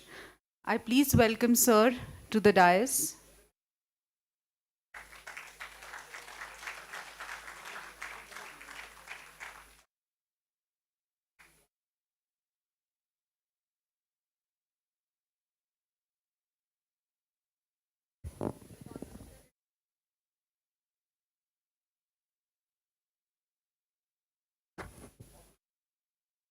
Thank you so much for these invitations, and especially Shreyank, Aditi, and Praveen, and Rupali ma'am of coordinating all those things. So while I have a due visits in Belagavi, it's in very famous pictures, which is by a very famous photographer, and it is from Bangladesh. And my father and my grandparents all in 1972 came back from Bangladesh, from Bikrampur, Dhaka, and few of them came from 1958, so on the partition times. And so to understand the kind of pain we carry forward while we'll be settling down a new place. And this is, it's very important for us to understand that, you know, any kind of practice, whatever it is, it needs some kind of, you know, going through some kind of pain. So also after these pictures, I call it Torpon, because Torpon is a Bengali word. It's like a tribute. And I want to tribute my father, because he's a very famous mathematician, but he allows me to, in fact, going through my journey, whatever I want. And also the building, because while I'm going for admitting an mathematics honors, I seen this building in Calcutta, and in Baliganj Circle Road. In 1962, Charles Courier designed this building. It is not even documented, even Charles Courier foundations. And it's in this picture I have taken the first Charles Courier Memorial lecture we organized in Calcutta. The Monica Courier came, and while we have a lunch time, and we are discussing that this building, you know, inspired me to be in part of the architecture as pursuing that the subject. So, and I could not have even entered because this building was locked for 22 years. So, you know, she told me that I used to come to Charles when I was not get married. And 1962, he was doing this building. So I know that client, he residing in London. She called the client and opened the key within next 1 hour. So after the lunch, we went there and took this picture. And this is one of the, you know, finest house that I ever seen. Charles Courier's smallest building, which is still there and still as it is, as he has designed, nobody has changed this. And coming from the Bengal, it's called batik print, which is talks about how the Bengal and the overall idea of Bengal, you know, express it.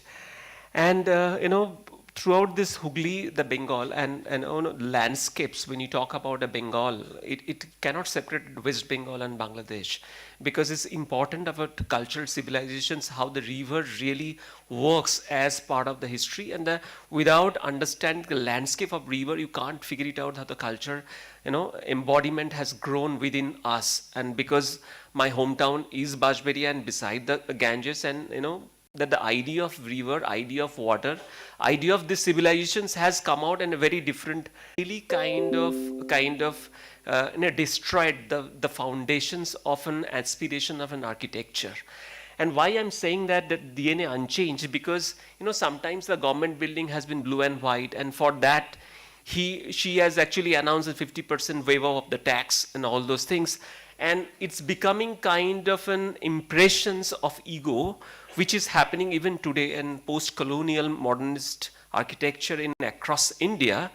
And what she is right now making a mockery of those kind of toys in the city and giving and floating things, which is all, these are all various park right now in a dwarf scale, and giving and PWD the contract to make those things, and making sure that how our aspirations will be absolutely ungrounded, that you not even think about being an architect or kind of pushing boundaries. But at the same time, there's a state of hopes, because just being in Bengal, you have to be proud about those people. They have research, maybe MIT and Harvard, but their fundamental research subject is a Bengal. And you can't deny that. And there is maestros, and which we have been inspired by them. So architecture of practice is a very interesting thing. So it's not about how you create the practice. The architecture of the practice comes from how you embodiment with childhoods, the socio-political issues, what you see surrounded, and how you build up in the practice in your life. And through these presentations, I'll try to establish how the architectural practice has been evolved in our ADS, and try to portray three different kind of ideas, because we felt that celebrations in India is one of the most key important factors which it's always gathered so many peoples, and we always felt that in this kind of situations, the idea of expression of ego today, political parties of the states, which state is the biggest real estate client today for us, and which we are missing out. And yesterday while we were discussing, because in this kind of scenario, how architectural practice has to be form work, and kind of levitate the idea of the people around us to take many more into the accountability. So celebrations, what we felt is some kind of things, and while I'm passing out in architecture, I keep seeing that nobody understands what architecture as a subject. Nobody really respect as an architect, as a profession. We keep clapping each other and meeting IIA, COA, and having a drink and celebrate and go back, finish, next day starts. But there is no adding value to their life. So always we felt that this celebration has a kind of an antidote of idea of gathering, and probably a kind of celebrations or a design that can influence so many peoples. So we always felt that in Bengal, Durga Puja and a celebration of like that, which will be also influencing so many people, so many millions people together at a time. And once when Alejandro Akibari has came to our city, I invited them, and we found out that there will be a lot of public space events, which is the most important part of our life. Which this particular image is that we have designed an Durga Puja pandal. It's called the unveiling the box. So this is in 2018, and we call it in power of impermanence and the architecture for many, because this pavilion allows people, so many peoples into the spaces, and also give you a kind of neighborhoods. And so we thought that as an architect, what you are positioning, the positioning is you should not disturb the neighborhoods. Number one, you create something which can be modulate. You create something which can be reused again, and that could be an example for the society. And what we have done is one of the most narrowest and very deep urban spaces that we figured out. These spaces we can actually celebrate. And we actually, for last 4 months before the pandal, we worked in kind of an idea of how simplified this building design can be done. So we worked on 2 feet by 2 feet, 3 feet by 3 feet. you can detach it also, and that's the idea of the whole thing. And while we are thinking about the whole idea of arena, so we create steps of the box, so people can gather and sit over there. And we also ideate the idol, because we bring out, take out from Lakshmi, Saraswati, Ganesh, Kartik from the Durga and put it in the crowd as a art installation, so they are part of us. And there's a fundamental changes on thought process of we have made this. And it is simple that while we'll be constructing this, we just keeping the boxes in such a way that will kind of balance and eventually in a structured and unstructured way, that it also create a very interesting formwork and filtered light on the daytime and the night time. And this is how, interestingly, why we are involved on making those things, and you make from factory and make those things happen. And this is an under process. So one pavilion, 10 days, attracts 17 lakhs people. So this is the power of impermanence. So through a design that you can influence, may not be on 17 lakhs people, but on so many peoples. So what happened the next? So the idea is they keep coming and experience something new and going back and seeing that this is a possibility. And what we thought is the ephemeral to imperennial. So we thought that what is the next step forward? So we invited many government officials to see this pavilion, and then we call it a new park, which is the same pieces that we have used. We created a permanent structure. The permanent structure is this, which is called Unbox in Calcutta and Newton, as in a park that we have created. And today this park is completely populated of so many people, and it runs through maybe 1,000 Instagram pages by these things, which is actually reused with those kind of boxes. So in any evening time, this is a kind of, so we use the similar box and sizes on that. So these are the various gathering. Central principle of critical regionalism is surely a commitment to the place rather than a space. And also when we start talking about the places, we have no unafraid of taking on any kind of challenges. So a few days back, I got a call from ST Art Foundation from Delhi. You might be knowing in Chennai, Bangalore, they are doing a lot of art pieces and all those things. The Arjun with the celebration of Durga Puja, as well as the artist, as well as the interior of the tram to figure it out who has Asian Paints has sponsored. And this is the tram generally looks like, and we changed to a kind of branding and the celebration of this. And while the opening day, this tram has been celebrated by so many people. Everybody is looking forward to kind of ride those trams, and it goes to one routes. And it goes to multiple newspapers and other things, and this is what we felt that this kind of placemaking is a very important part of our life, and we felt that the interventions that we make, it's not kind of an architecture itself, it's always kind of beyond, and in beyond then you actually attach to the so many people. And probably that is one of the idea of giving value, the life of design to the many people, and then only probably we established ourselves part of the whole society, because we also involved ourselves in terms of many placemaking areas. So this IIT Pavilion has been conceptualized by US foundations. With Sundar Pichai is also an IIT Kharagpur alumni, and they run on the US foundations. And so they approached me to create a kind of pavilion to gift to the one department, and eventually the multiple spaces the IIT should replicate. And this is an agricultural department, and that how A.C. Pandya came IIT, and eventually post IIT how they have done. So we try to make it an as simple structure to make it happen. So basically the idea of inspirations come from this Pathshala that we generally see in the village, and the same thing we have done here. We just twisted and make the axis differently and make the reach into the diagonal way and put this thing down. And within the kind of the rest of the buildings, we put it the pavilion like this. So this pavilion is, both the roof touches on the level and the ridge on the 6-meter level, and it has a weighty inside and then basic facility over there. So it recently completed. So what we have done is we created a mesh on the below, so completely ventilated with a fan and everything.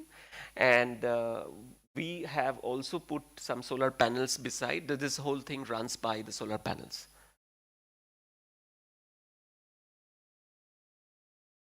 So the evening time, while it is my cell phone picture because it's not yet shoot yet.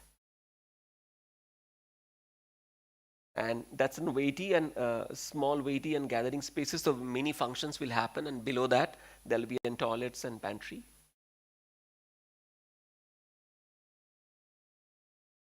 So it's connect to the surroundings and also have a very simple gesture to the pavilion. And we have portals, so multiple entry and exits. So designing with the cultural ecosystems in Shantiniketan is one of the interesting projects, because Shantiniketan is 262 kilometers away from our city, and today is a very important UNESCO World Heritage List, Shantiniketan, and we are doing this project for last 9 years, and so much of struggle of land and other issues. So it's a Bandhan Bank, probably you have heard that. Bandhan also runs a microfinancing company, and they want to make a training center initially. So, and also they acquired a nursery. So when they showed me that the site, we thought that, what happened to this nursery, what happened to these people, because they talk about the nursery as a culture, they talk about in microfinancing, how they actually, poor people give the money. So we thought that this whole idea of giving back should be also reflect into the architecture itself. And of course, this is Kavi Guru Rabindranath Tagore's place, and Vishwabharati is there, and Vishwabharati is very, very very interesting places to culminate a lot of talents, and the building has no master plans, as wherever there are no trees, the building has been put over there.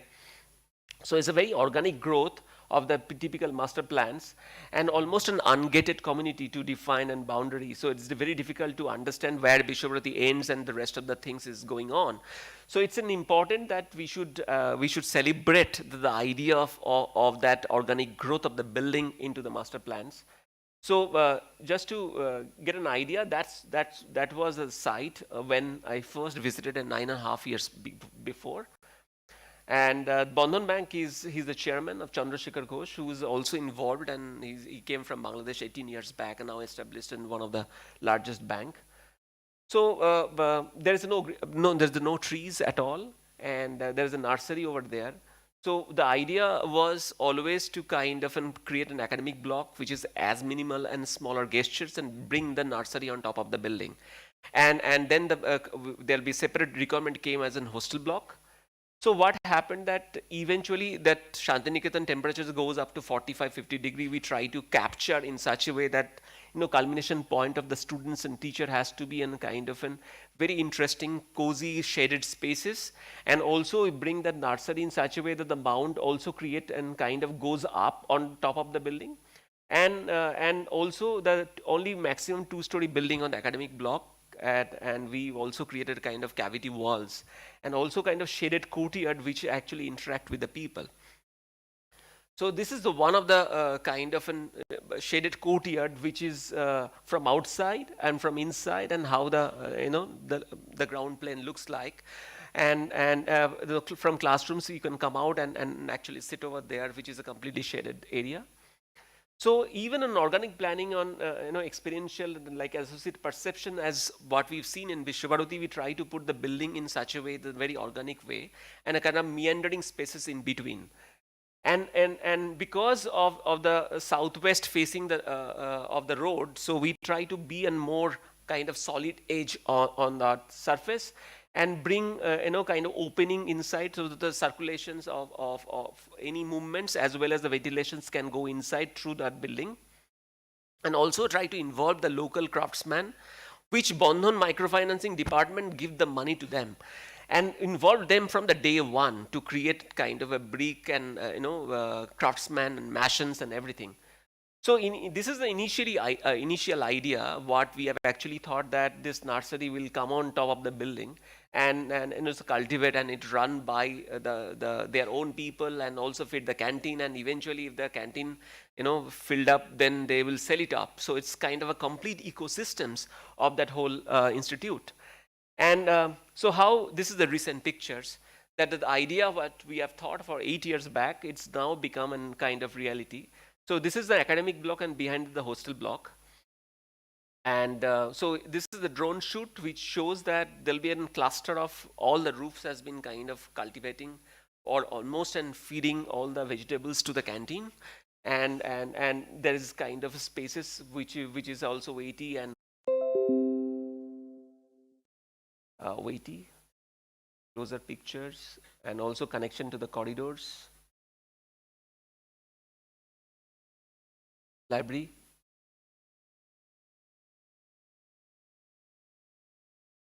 The hostel block also allows people to kind of connect to the main academic block, and it enters to that and it opens up. So also this is, if you see that, this is a single loaded corridor. This is a south and west surface.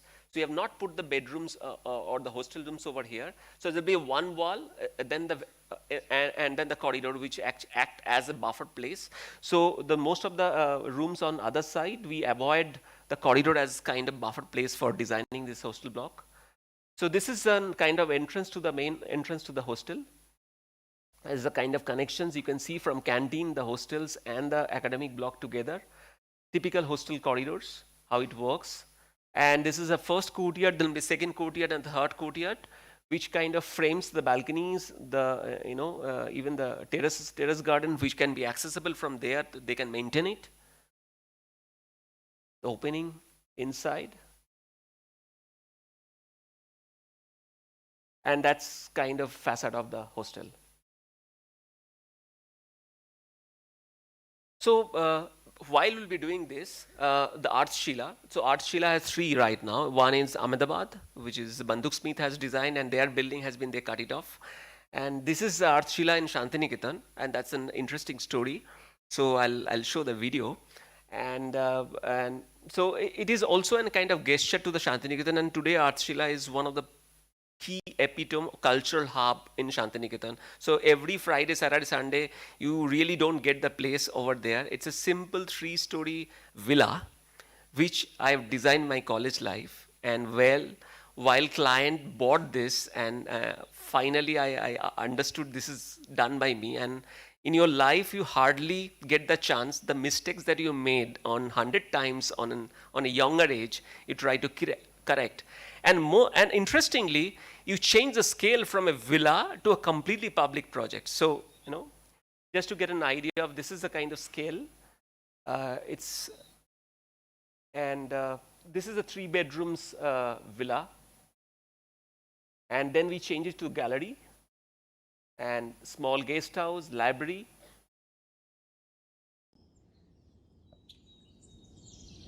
Artshila is a very interesting proposition. When I got a call from Sanjeev Kumar that they bought a house in Shantiniketan and wanted to convert to a cultural hub, and then he revealed, 22 years I only designed that house.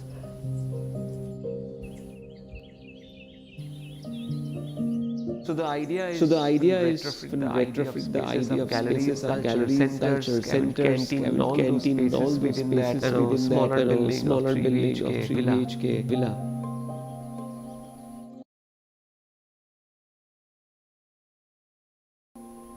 Three agenda we worked on. One, there'll be several trees in this kind of villa, so we want to keep each and every one. We don't want to break the building. And third, we try to create the structure as a kind of backbone, then kind of extensions, creating canopies, and change the functions of the gallery and cultural hub. So we take the cues from the slopes and bringing down almost in stitching and steel roofing systems on the frontal canopy, and that become a kind of arena of multiple cultural hub. Then landscape has become an interesting setting, and inside all bedrooms become a gallery. So we open up some walls and stitch to a steel structure, and that become a contiguous process of a gallery and exhibition spaces. Today we feel proud because the idea of flexibility, the idea of adaptability is the most key part of this particular project, and we try to keep this building to breathe with natural trees and the essence of the multiple artists and talents who can use this building in various ways.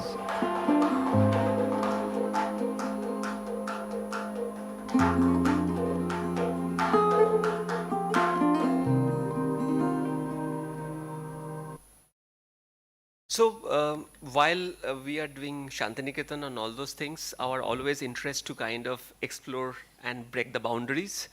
And we do some of the interesting interior projects. And I thought that this is the first time I'm presenting these two projects that we recently completed. And also it's kind of very close to our heart, and which we have not ever published, but it will be going to publish very soon.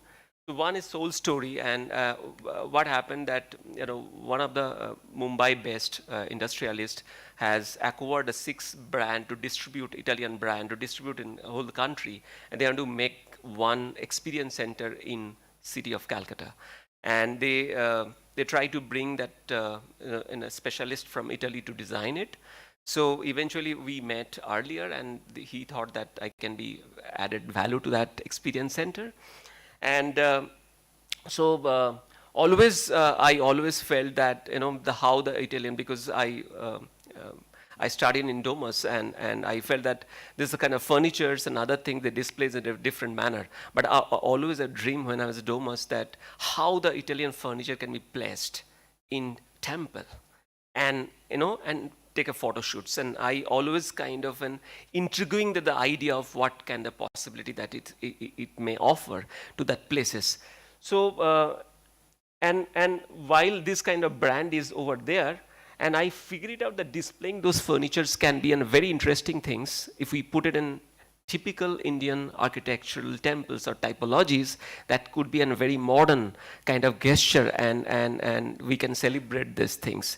And of course, while this my idea has been presented to all the stakeholders, international brand, strategic guys, they are a little shocked because they are not aware about what's going to happen.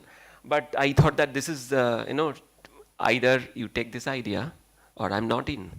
So this is how it works.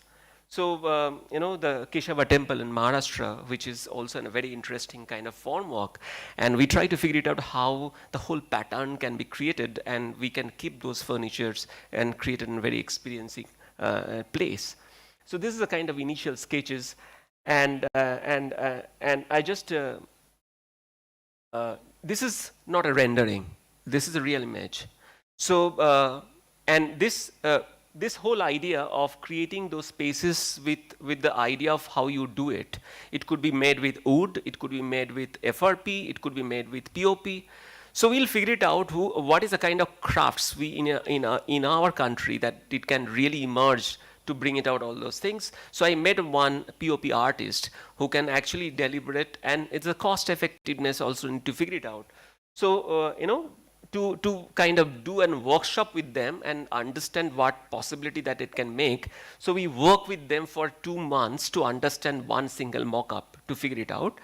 And then we made this whole process into the site and create, this is the rendering that we have showed it to them, and they were completely unsure about this outcome. And this is the reality. So this is what we have done in completely POP, which is a no cost at all, absolutely no cost at all. And all the, the best of the best furniture of Italian make has been right now placed over here.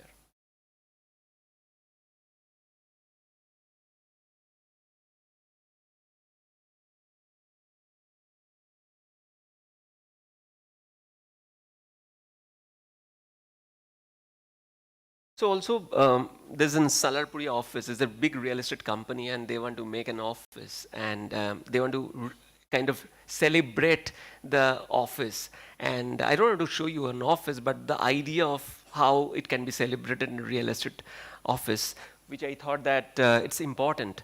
And I don't know, have you heard about the chor? Because it's a kind of delta in the river.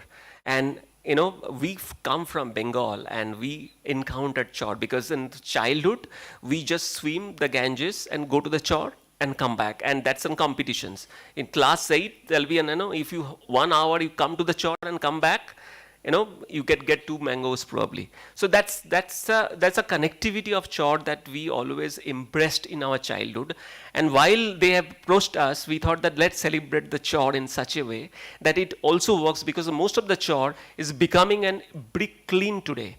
And because you get the best kind of soil over there, and you get a fantastic brickwork. So this is the Bengal Delta, and you get a lot of chor and deltas over there, and you get a brick field over there.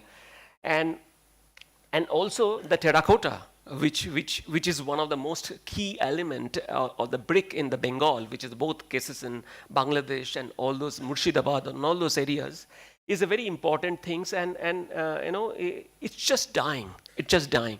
And we thought that we must celebrate the craft, the power that we have can be done extraordinary to display into the showcasing of making this office.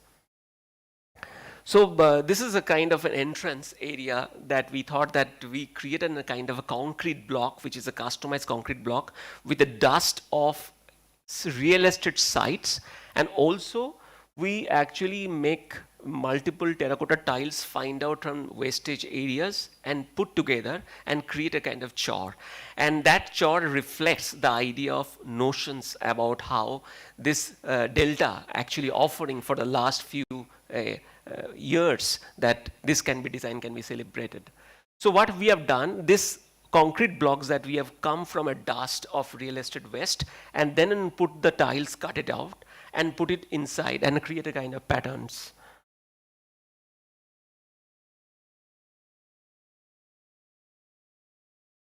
So this become kind of meeting rooms, office space. This wall keep continuing in the whole office.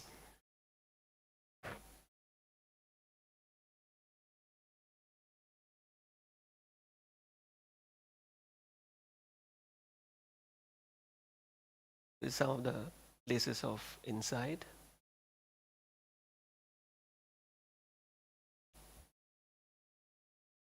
So profound design process eventually makes the patron, architect, every occasional visitors in the building slightly better than human beings. So this is Giovanni Pallasma.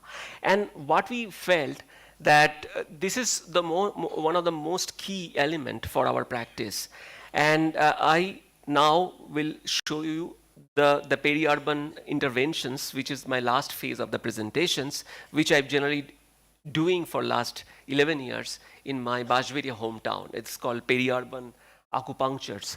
And 2012, I've done, I just give you the idea. This is Bajberia, my hometown, and it's kind of crossroads. So it's not a city, it's not absolutely village, it's a crossroad. So 60% or 70% of people stays on that region, and where there is no planning, and the policies, and the government money just wastage in terms of the doing anywhere. And we thought that while we are passed out, there is no value of architecture and there is no value of our professions. And we thought that we should start that strategy from that end. And here a lot of students are here, and everybody comes from various background. And you really don't have to think about how you can make it in the city. You have to start doing the projects or on an initiative probably beside your buildings. And that is a starting point. And that's what I've done. And and moment you are in a peri-urban age, you have to go through a multiple crisis, which is economic, political, environmental, cultural, socials, and you really need to understand how navigate through this process. You have to come out. And there's a lot of pressure on political, a lot of pressure on economics, a lot of pressures on other things, but you have to really navigate and keep your architecture in a stable mode that it can inspire so many peoples, and you become a hero. And so practicing India, so typically in Bajbiri and Adishaptogram, it's kind of, this is Ganges and it's like Kolkata and how it functions. So Bajbiriya is nearby in Hangsheshri temple, which is a very famous temple. And Adishaptogram is 4 kilometers away from there. The temple is a very, very famous over there. And also Bajbiriya is kind of famous for celebration. A lot of processions goes. Every day and night there'll be some kind of program is happening and there'll be celebration is going on. And also football, because football is one of the key element in our Bengal. Also for my personal levels, because I run a football academy from class 8. And also this I cannot detach myself, because I thought that that's kind of encounter I always keep happening towards so many peoples. And also the craft, the terracotta temples, which is 225 years old beside my house. And also seeing the making a brick process and all those things from the childhood. And I felt that the integration of all those things is very, very important. And I started the Football Connections 2012, which we have done in bamboo pavilion. You all have seen it. And so what is happening is that the bamboo pavilion has become a kind of, suddenly become published and goes to MoMA, and everybody start talking about there is an element called architect, there is a profession called architecture, and people start understanding. And we thought that that's some kind of leverage that we have to take forward, how the architecture can be a more powerful and architecture for many. And it also connects many influential people, collaborators, studios, municipality, DM, and the states. And throughout this process, we start binding those idea of togetherness. And this is the 10 meditations and hygiene, because 20,000 people every day, go to that ghat, and it's a very difficult to work on that kind of premise. So we also doing a ghat over there in the government projects within Kolkata Metropolitan Development Authority, a kind of a bamboo structure which is connect to the people to the another temple. So we also encountered a food kiosk, which also in a government projects, and government has funded of 20 lakhs rupees. And when we have actually seen this building, so this is the road side, this is the club side. So they need a food kiosk, and the club needs, if you allow your food kiosk, you have to give him a gallery. And that's a kind of, loggerhead. Same place, understanding there is a partially their land and partially municipality land on the edge of 12 feet.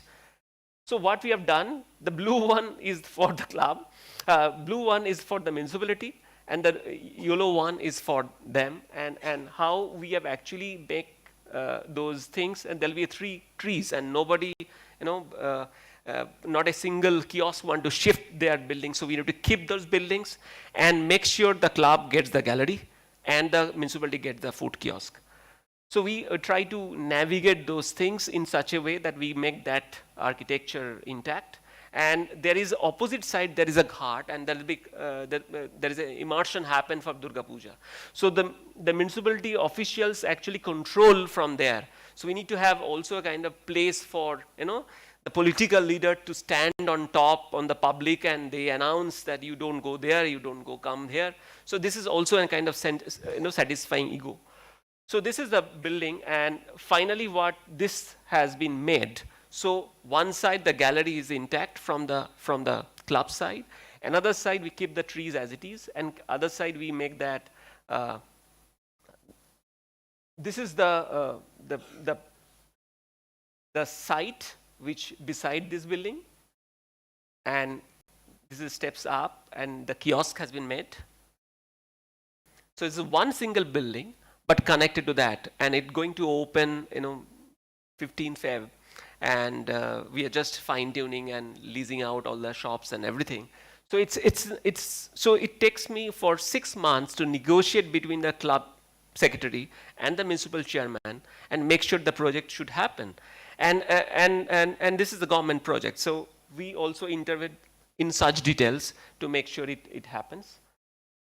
Also the loft, which is also in a smaller interventions of a house which exploded in the COVID time, and this is a COVID time. I was my son and myself also spending most of the time in terraces, and we thought that the terraces can be explored in different ways, and in Bajbiri, a lot of people, a lot of colleges across the globe, people keep coming to see the buildings, and we don't have, even a small living room in our house to actually, welcome. So we thought that we'll make that small house and a living space on top of my house, which made by my father, but without touching the original building, without changing the scale. So we thought that we just, connect the three terraces. So this is the old building, and I put the terrace on top. There'll be 3 terraces. And this is a kind of a steel fabrications that I kind of counted. So this is 1 terrace. This is a 2nd terrace on the upper level, and the right-hand side will be 3rd terrace. So these 3 terraces connected, and that's a living room and 1 room over there.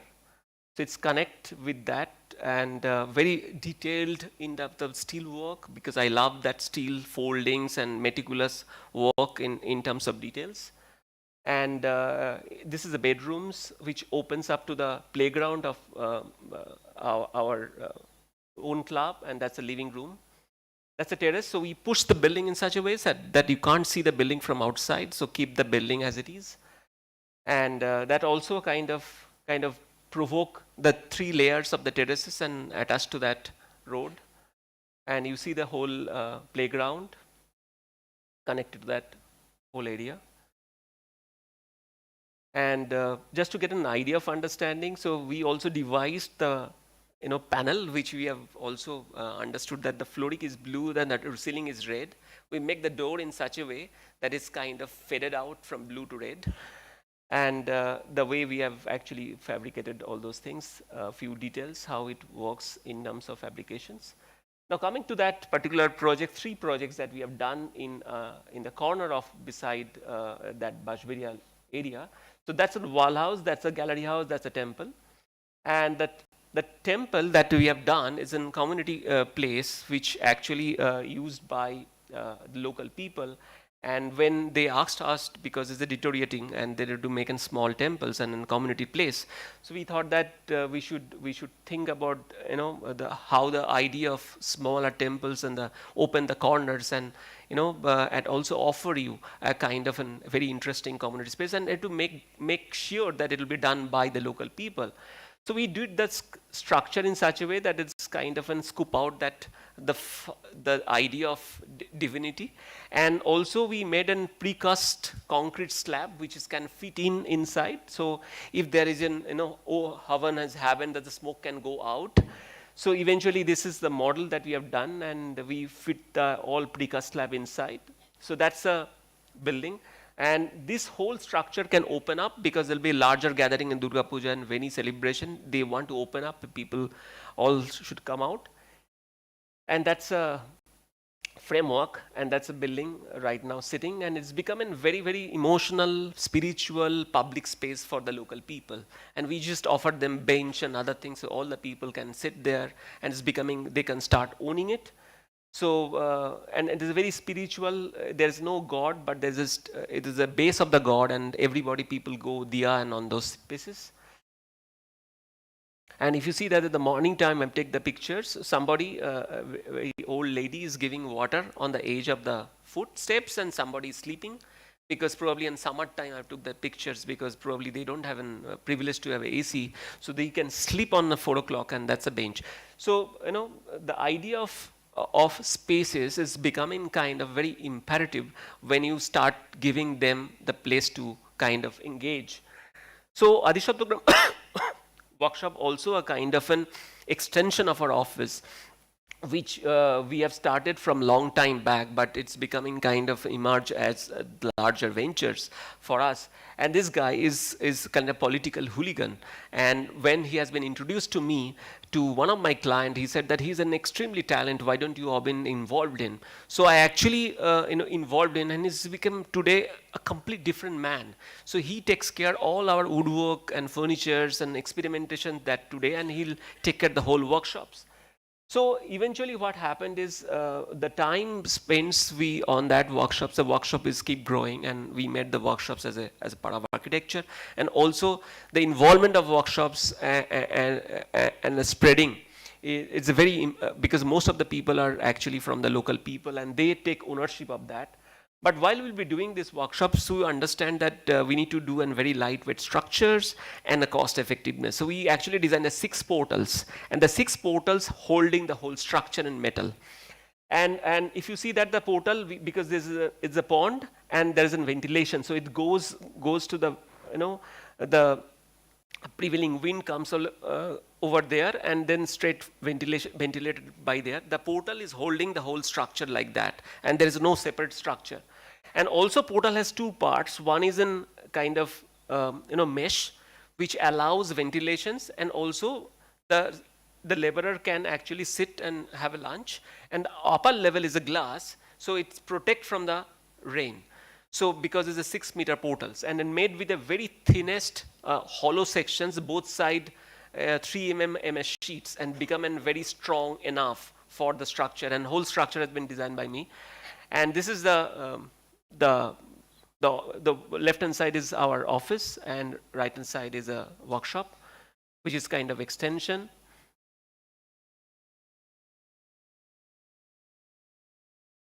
And the evening time, it's so every Saturday, Sunday we run and football and games and FIFA and all those things, and gather a lot of people young from the village. So the food rescue pavilion is also a very interesting things, and I have no idea about, have you heard about Diyash and Amphan? Is a cyclone which keep hitting in our Sundarban area, and Amphan is a very, very kind of devastating, but Diyash is kind of create almost a 9 feet tidal wave, which devastated many, many buildings, and many people died. And because of the death was, the rescue could not even reach to the places where they can be accommodated. So there is no elevated spaces. On that time, we offered government to create a kind of bamboo structure which can be elevated at a 4-meter height, and people can gather 100 people with the cattles and everything. But government want and PWD want a concrete structure. But in the island and delta on Sundarban, it's very difficult to bring the steels and cement and everything. We thought that either we do it in bamboo, otherwise we do not. So lot of possibilities, presentation has been made, but we failed, and government has denied to make anything on bamboo, because they said that it cannot be maintained in the government projects you are experimenting. So we thought that we make in our place. So so this is what happened in Diyash, and in that point of time you need a platform to rescue at the 3-4 hours to come. The government should come to that rescue on this area. And this is devastating in 2021. So what we have made to kind of ask government official to see how it works. So we actually make the connections from the structure, which completely made with bamboo, not a single steel, and make a 3-storied bamboo structure, which actually in a cross bracings. So it really works, and one of the bamboo specialists we hired from the very old age, he give us a kind of idea of how to make these things. So this is the kind of very details with the tie rods and everything that we have made. And if you see that there'll be no straight lines. So what the bamboo structure has been made to take care of 200 kilometers speed of cyclones to resist because of the torsional edge and the bracing that we have created.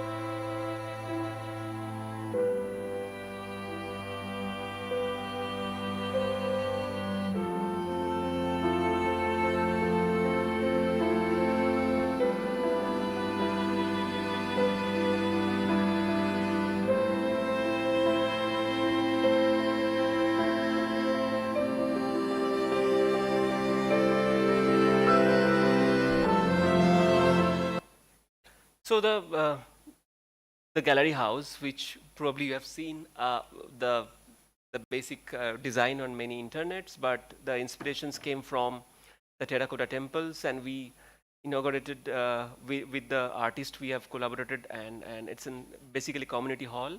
It's actually a garage for a guy, and we shared our one single thought that the garage has to be given to people of locality for various functions, and you can't have an boundary walls over there.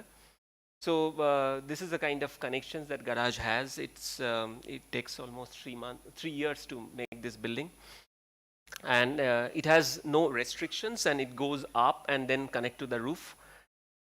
And that's a weighty on the roof, so you can see the celebrations of processions and also the steps on the top below. So there is a weighty on below which actually celebrate the streets, also the weighty on the roof which actually folded plates.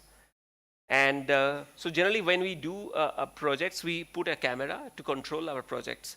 And while we be under constructions, we have seen a camera that there is a procession has happening, and half of the construction, already people are start taking those steps.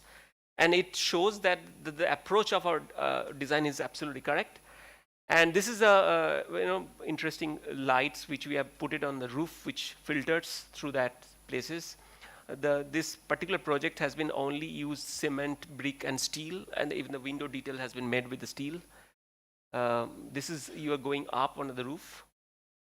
This has been pictures taken by Edmund, most of them. The light filters from there. This is a garage, which generally people use that. And this is a free book giving ceremony. There's an health checkup. There's an, again, health checkup is happening. The Partho Dasgupta, which we have collaborated with at ceramic to make these things. So we make a complete lab on the whole site to make sure that everything has made customized for this particular projects.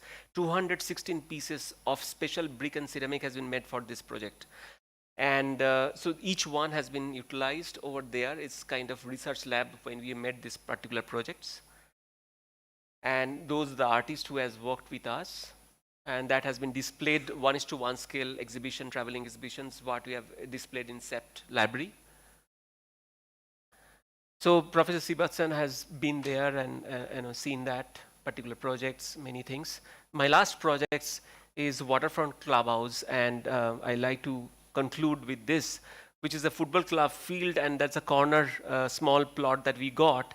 And we need to really create a small infrastructure, which is in 5 lakhs funded, but it's not possible. This club has a lot of aspiration to create a gallery and other places. So what we have done is we requested my clients, so we requested create a kind of pool of people surrounded by the villages and ask them to contribute each and every one. And then not only we designed the ghat, we designed the clubhouse. We created a kind of ghat because the ghat is a very bad situations, because they generally go, the villagers go to the ghat for bathing and utensils cleanings. Also there is no pakka road. So on that funding we need to really connect a road towards that. So what we have actually done, this is the final picture. So we twisted this upper block on the corner to actually get a complete view of the whole football ground. So yeah, I don't have a picture right now, but this football ground is becoming kind of an epitome of an influence of so many people, because one of my clients went there, they really liked that, and they want to sponsor the whole floodlight. So the club has now got the floodlight. So this model has been replicated in JSW foundations for their multiple Olympic programs and Andhra. Also, the Adani group is trying to, we are working with them to have creating a 20,000 module of that kind of public infrastructure that can roll out in India throughout with this particular projects. So what happened throughout this journey with the time, so we kind of look out that whole space, but the ownership of taken by the owners and villagers and other people, and right now they are using this as a marriage ceremony, birthday ceremony, anything in that we have not even imagined while we'll be designing this. So with the time, the influence, kind of community influence and initiatives become so high, and they took the complete ownership of that. The evening time. So we created a grill just because of when the football has happened and football comes on that, there'll be no maintenance. So grill will hit, not the glass. So there is no glass to it, and we need then completely maintenance-free buildings. And it's become a living room for the villagers over there. And so right now, earlier it was an athletic club. It's now become football. They have so many yoga and all those things keep happening right now. Even I don't know if you have heard about East Bengal Club, Monmon Club, was one of the most premium football club in the country.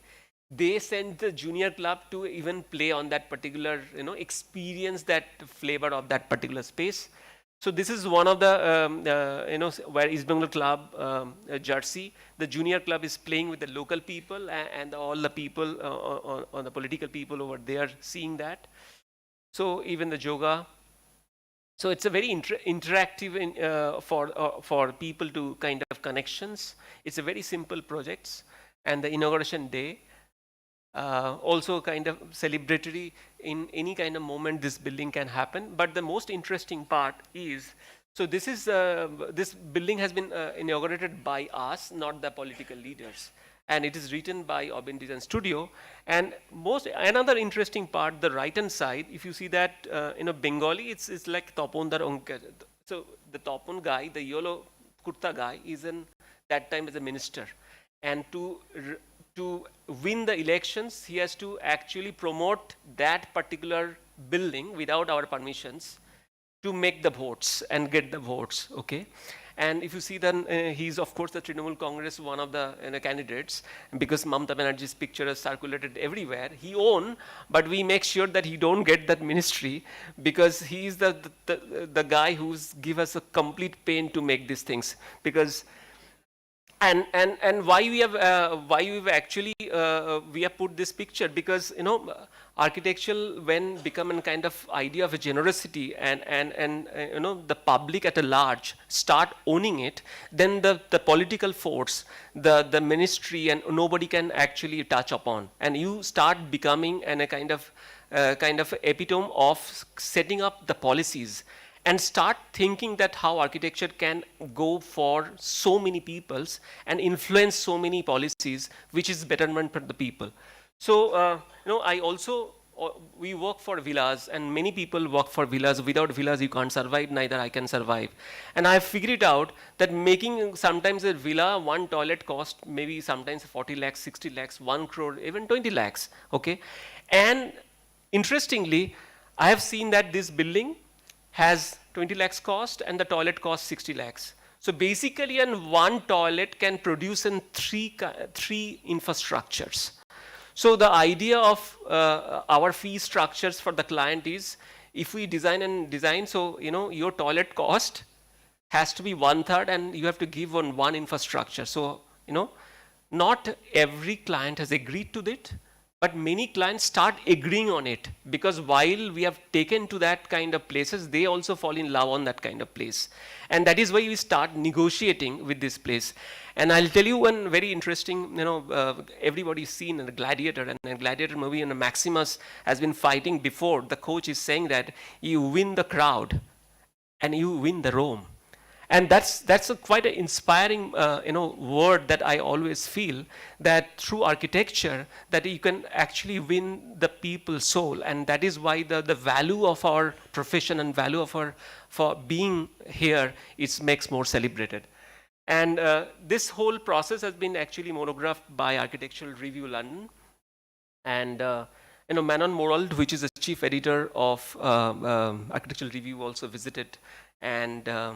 And he felt, and also we believe, that India needs more smaller projects, not the egoistic large project what state is promoting, and rather it could be a more democratic, where architecture can be more interventions and make sure all those things. So making of places also the book that has been published by CEPT. And with the last slide, architecture becomes meaningful when it expands its sphere of influence beyond its physical entity and transforms not only the surroundings but also the lives of the users, becoming an emblem of generosity and collective assets. So this is the one of the pictures that I want to end with this presentation. Thank you so much.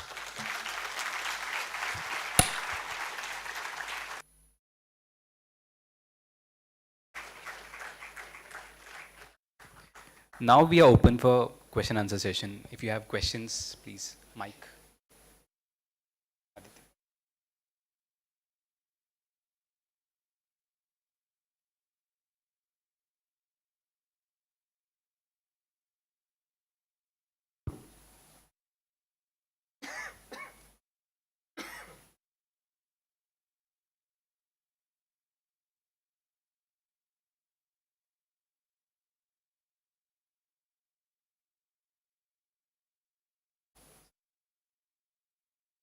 We are open for question and session. If you have any questions to ask, sir, please.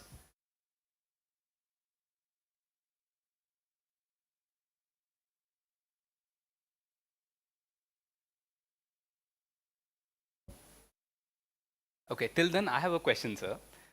When you are working on peri-urban spaces and the projects, so you said you are not really working with the government, but you have a structure which works with the local community.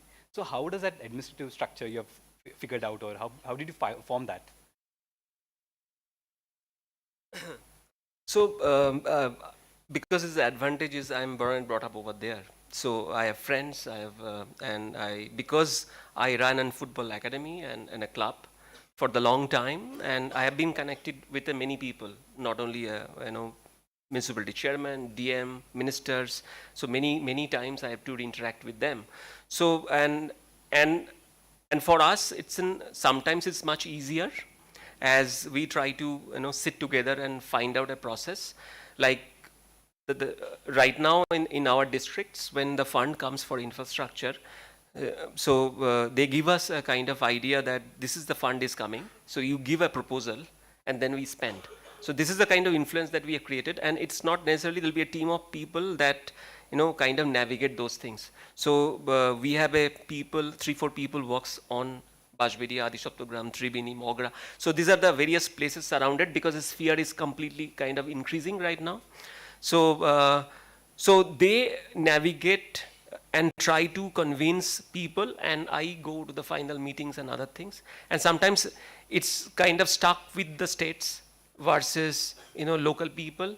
Then we try to influence through our friends. Sometimes, honestly, sometimes it works very generosity. Sometimes doesn't work at generosity. We need to really kind of forcefully do good things. And for the betterment of architecture, I think it makes sense. And today, the people over there, they take the most of the initiative. So initially we have a lot of struggle, but they take the most of the initiative. The half of the battle has won, and they said that this is what we want, and we try to figure it out what could be the program, and on that basis we create a project and then submit to the government and make sure that government, like as I showed it to you, that this is all government sponsored and not a single one has a blue and white color. Okay, and we make sure that this building has been, and for that we need to really fight. And it's not like the IS officers and all those DMs, they want to force it, but through the public demand, they really can't do here.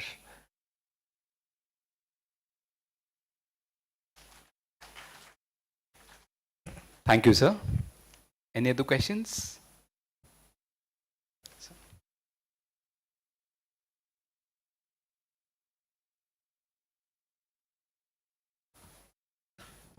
Hi. Because we are part of this occasion where we have a lot of students here, the question will be to, you have worked with, say, a master, Charles Correa.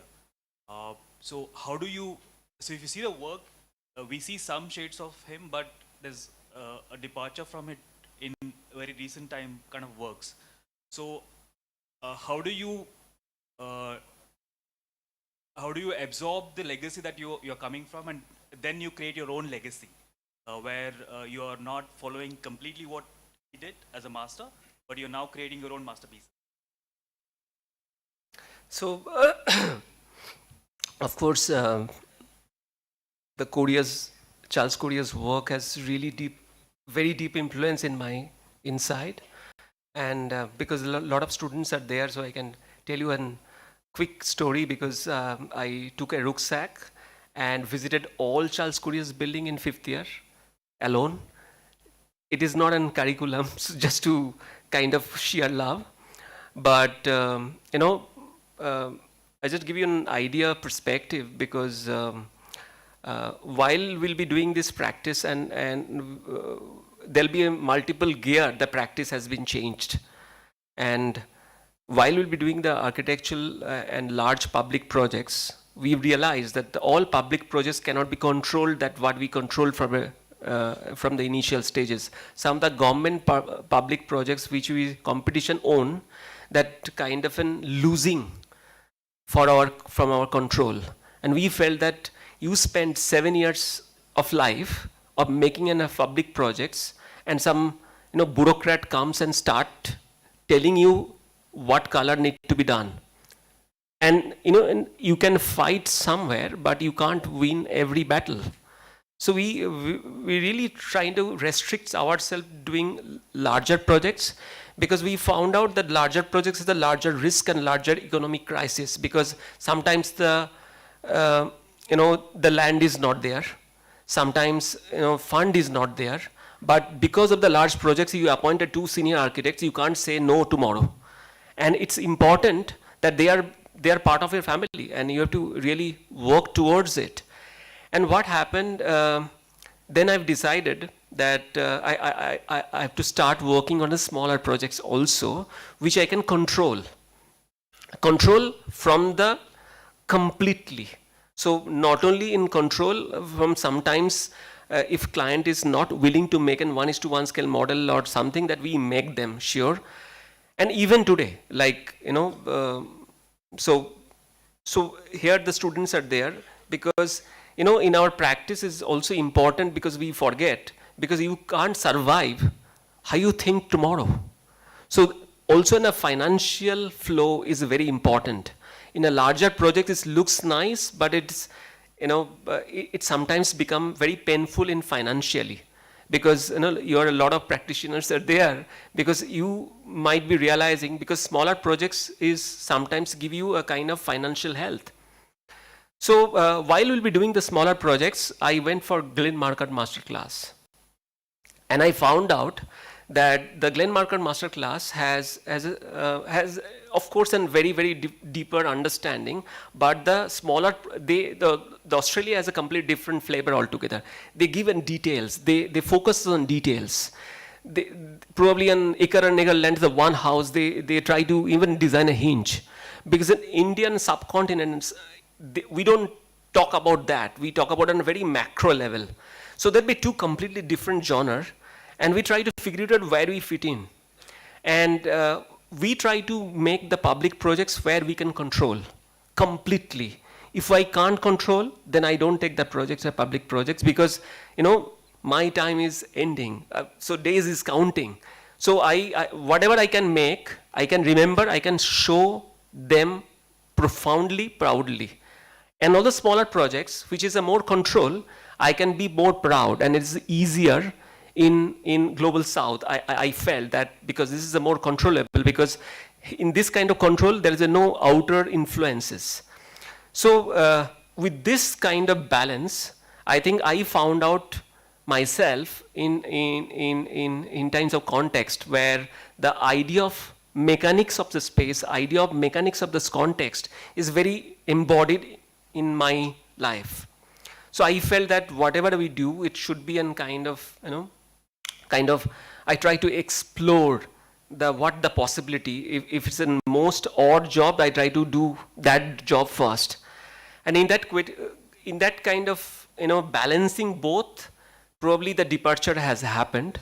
And I felt that the departure is not about leaving the legacy, because I always felt that this is a kind of, merging both between, the idea of Korea as a micro level with the public, and the way he start thinking about the projects of layers and other things. But at the same time, while I'm doing the smaller projects, that projects also kind of resonate in terms of my training in DOMAS, training on industrial design. So I go in very micro level of making in each wood and steel details and each and everything. So it's start combining it sometimes. And that is why probably the expression sometimes become different, probably.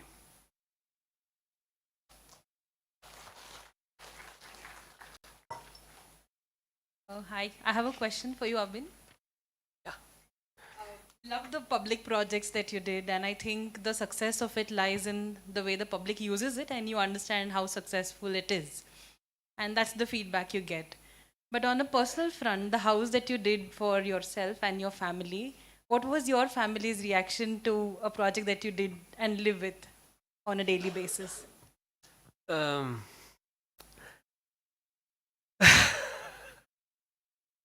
Okay, my honest answer. So my son love it. The other people love it. My mother went twice in last 1 year. She doesn't love the color what I used. And she's more happy with the old structure. But many people has appreciated because it's a kind of departure from the house that we have. And but also my mother respect that I have not touched my father's house and broken not a single brick, and which is also important for me as well. So I left the scale in such a way that it appreciate the same old building. Or another reason that it is little steep, so that's why also my mother's could not go. But as a perceptions, my son enjoys because also family members and other peoples. Provin is not there. Provin went to that places. He really loves that. But yeah, but honestly, if you ask these questions, so my Calcutta house, which I've done an apartment, which also came from my childhood, because I generally brought up in road, because we are a very large 3 bedrooms, 17 members family. So most of the times my childhood has been spent on the road, and I converted that the feeling of neighborhoods in my apartments. So there is no bedrooms, all partition, it could be closed, opens any point of time, and I still feel that my family enjoys that. And till now probably I've done the best of the design I've made for my home is that, because I don't need to convince someone else, but that is the idea of urbanism in inside that I can create. I hope in future, if I get some kind of client, I create that urbanism, but Global South is required to be more interactive rather than a kind of nucleus, only you are confined within a cell phone, rather than interacting and seeing each other, and that helps mental health.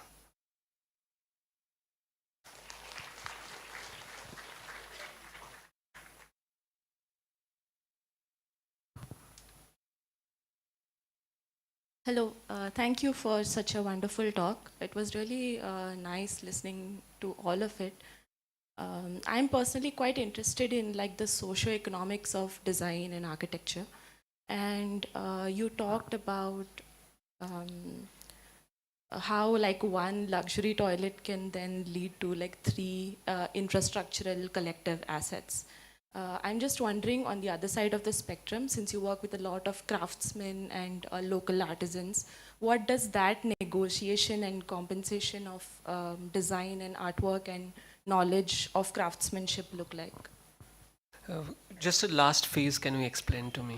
The negotiation, you explained the negotiation about, with your more prestigious clients. Yeah, and, yeah. So the other side of the spectrum is where we are as architects and designers, we are negotiating with local craftsmen. Yes, and yes. So what is the nature of negotiation of that, both in design and economics? Okay. So just to give you an idea of model of our workshops.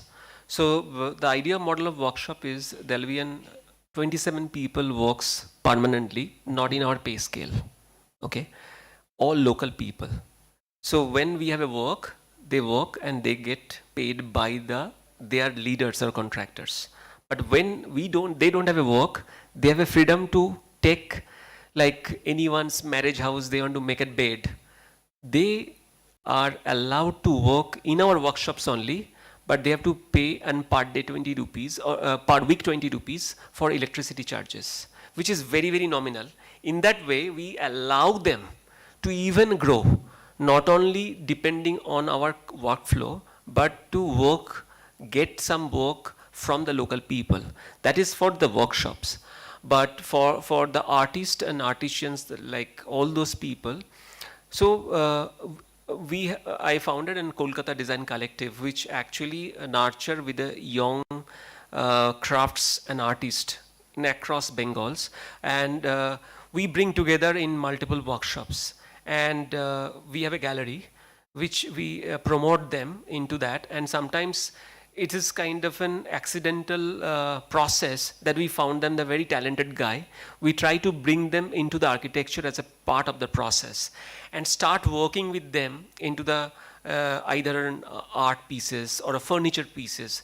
So through that negotiations, as you said, that today we created 17 numbers of art pieces, which is purely kind of craft based, but what you call it a craft, it's not an element of antique, but we take the craft onto very modern way, implemented in our furnitures. That's 17 numbers of furniture that we have designed, which is also a kind of public furnitures. It's not necessarily in chairs or beds. So we designed a chairs and seesaw, with all the crafts they have actually made, and we fine-tuned them in terms of the skill set, what could be, and those 17 number of furniture will be displayed in 18 Jan in Paris Maison Object. So we bringing them their crafts in such a way that they also part of the celebrations of our projects, and while we'll be doing those things, we try to celebrate that what is the offshoot of that kind of project. So if you make something on that gallery house, this after promoting their artisans, so now they are super busy people. So it's even for us also getting their time is difficult, because they made such a house, they told that they are part of it, and they are getting many projects of our architects' friends. And in that way, the idea of negotiations, the idea of the holistic health of their economy has to be grown up, and that is why we promote, because that is not a kind of an end of the projects. That is the starting of the projects, and then we start promoting them in multiple layers with our friends, with the galleries, with the kind of product that we designed. It sometimes happens, sometimes failures, but it works like that.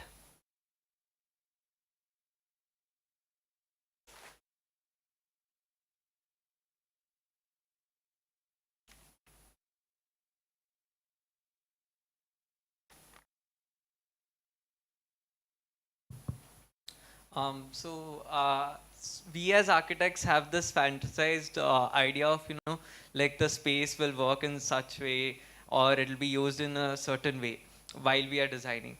But sometimes, public spaces and all fail.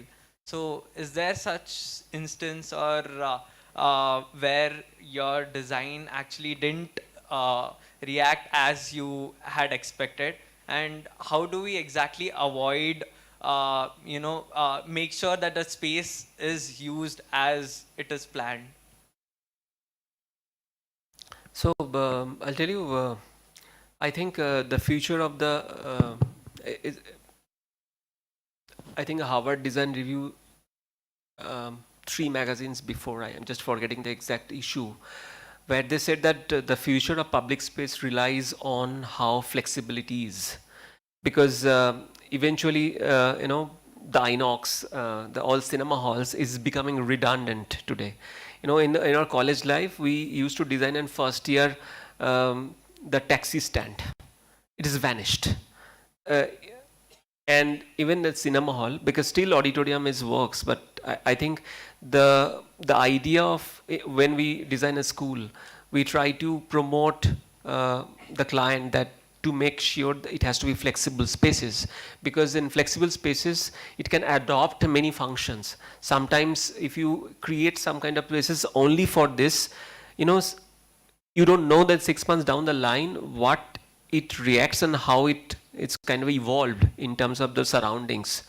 So always we felt that, and even after you create so much of flexibility, you may not imagine that something will pop up which you have never imagined. So this is also a kind of a process of, I think, in architecture. So I felt that, design in public building is most important, that you keep that provision of flexibility, that which it can be adopt eventually. And it is important that probably exactly the way he designed, somebody has put it in partition and glass. It has to be, because throughout our life that we don't look like same. So we adopt ourselves, and that is how the public building should live life. And the how much so the maximize your flexibility, it will be more too resilient. I think that is the only way to design a public architecture in our country.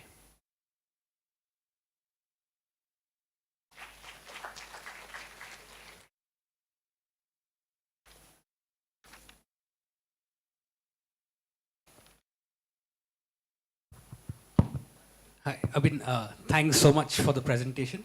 Just a quick question. So most of your work that you've kind of shown comes from a very deep-rooted understanding of a context, whether it's Bajperia, where it's almost like your grassroots understanding, to West Bengal, where you've kind of lived a lot of your life. So how does your design thinking or any core change if you're actually working in a context which you're not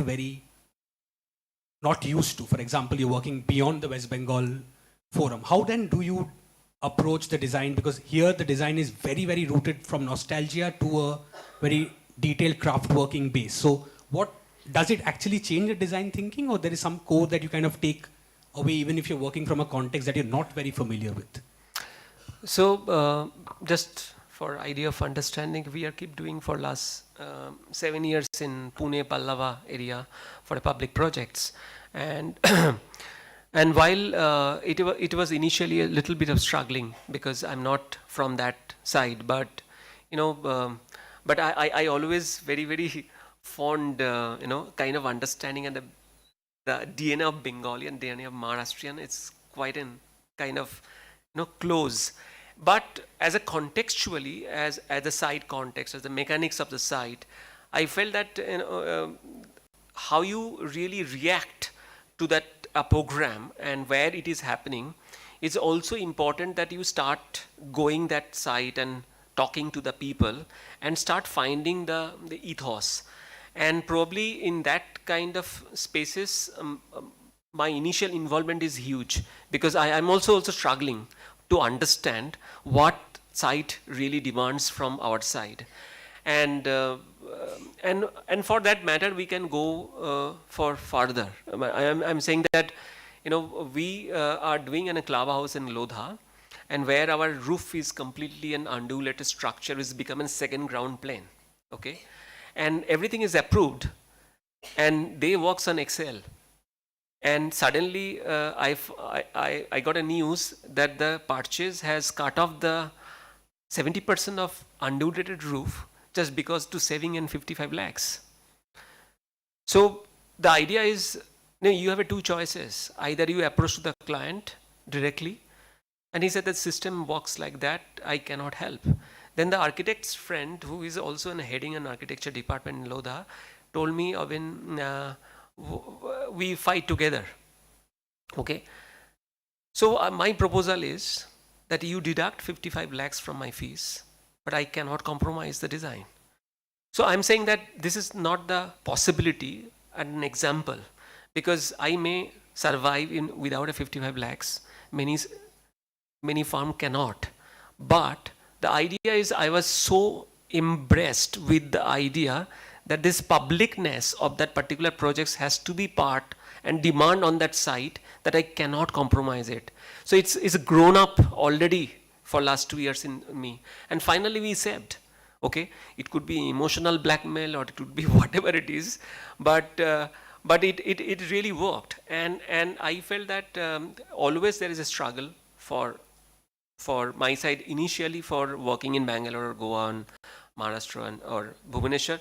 Bhubaneswar is so I stayed while I'm doing a Bhubaneswar projects. I stayed with the master craftsman for a longer time and understood how laterite behaves, how they works, how the DNA of even the every Odisha guy works. So of course it has a challenge, but I try to spend more time over there to understand what site really demands from my side.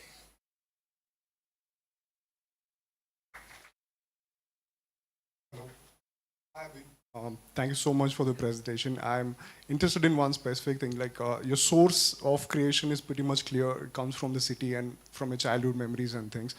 In terms of skill set, there are architects who go venture into other disciplines and that kind of discipline pours into the work. Is there any skill set that you identify because you handle private clients and there's a public client, there's a larger gathering also you need to convince and things. Is there a core skill set that you identify with yourself? And also at this point, is there any skill set that you're trying to own and learn certain things at this point? Yeah, thanks. I have to be a fashion designer, I want to be a ceramic designer, I want to be a graphic designer, except the architecture, honestly. And I am dying to learn ceramics. I'm dying to learn, even in textile right now. I'm experimenting for many kind of genre of few textile designers. But what I felt is,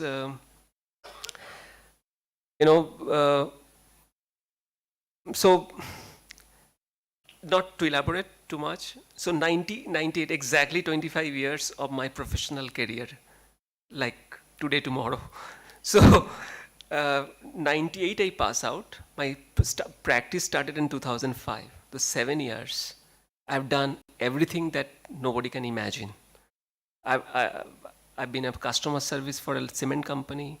I designed for Lafarge. I'm an advertising guy. I done a graphics. I designed an exhibition designs, textile. Tried, but I failed, of course. But but one thing that I really feel that my childhood memories give me one thing is a courage, that I never shy away for anything, for any kind of moment. But there'll be a lot of students are there, and I felt that one skill set is very important, is a graphics. And I'll tell you one of the examples. I got a lot of CVs from Bangladesh, and probably 4,000 portfolios average in one semesters. But the 5 portfolios of Bangladesh and 4,000 from India, the drastic difference, only one parameter, is a graphical compositions. That you cannot lose a single page. It comes from that particular, BUET or other institutes. Because I felt in architecture, as Charles Corey also told that, and then every architectural school must have a graphic school. The paper white, the compositions, the font, very, very important, the skill set to understand the graphics.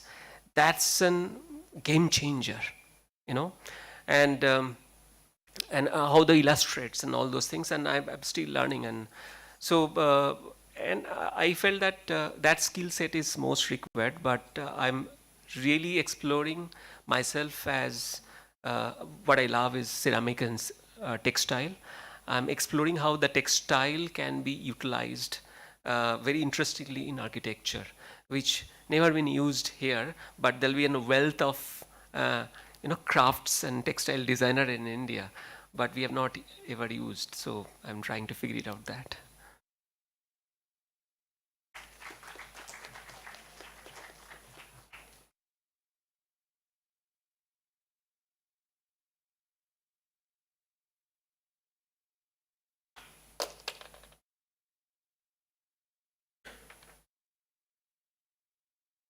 No more questions?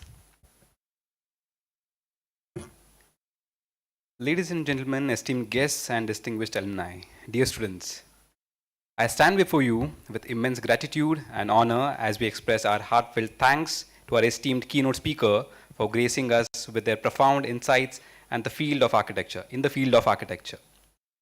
Today, architect Abhin Chaudhary captivated our minds with a brilliant presentation that not only showcased their deep knowledge, but also ignited our passion for architecture. The clarity with which architect Abhin conveyed complex ideas, coupled with their innovative approach, has left us indelible mark on all of us. We extend our sincere appreciation for architect Abhin, taking the time to share their expertise, experiences, and vision. Their thoughts-provoking ideas have undoubtedly inspired us to think beyond the conventional boundaries and change ourselves to create space that transcend the ordinary. Furthermore, we would like to express our gratitude for architect Abhin engaging delivery, which seamlessly blended expertise with enthusiasm. Their ability to make intricate concepts accessible to all reflects not only their mastery of the subject matter, but also their commitment to fostering a deeper understanding within the broader community. In conclusion, on behalf of KLS GIT, Department of Architecture, I extend our deepest thanks to architect Abhin Chaudhary for enlightening us today. Your contribution has undoubtedly enriched our perspectives, and we look forward to implementing the valuable insights gained from this enlightening presentation. Thank you, sir, for being the guiding light that has illuminated our architectural journey today.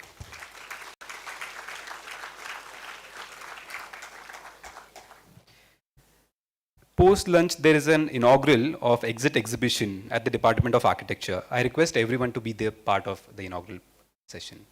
Thank you all.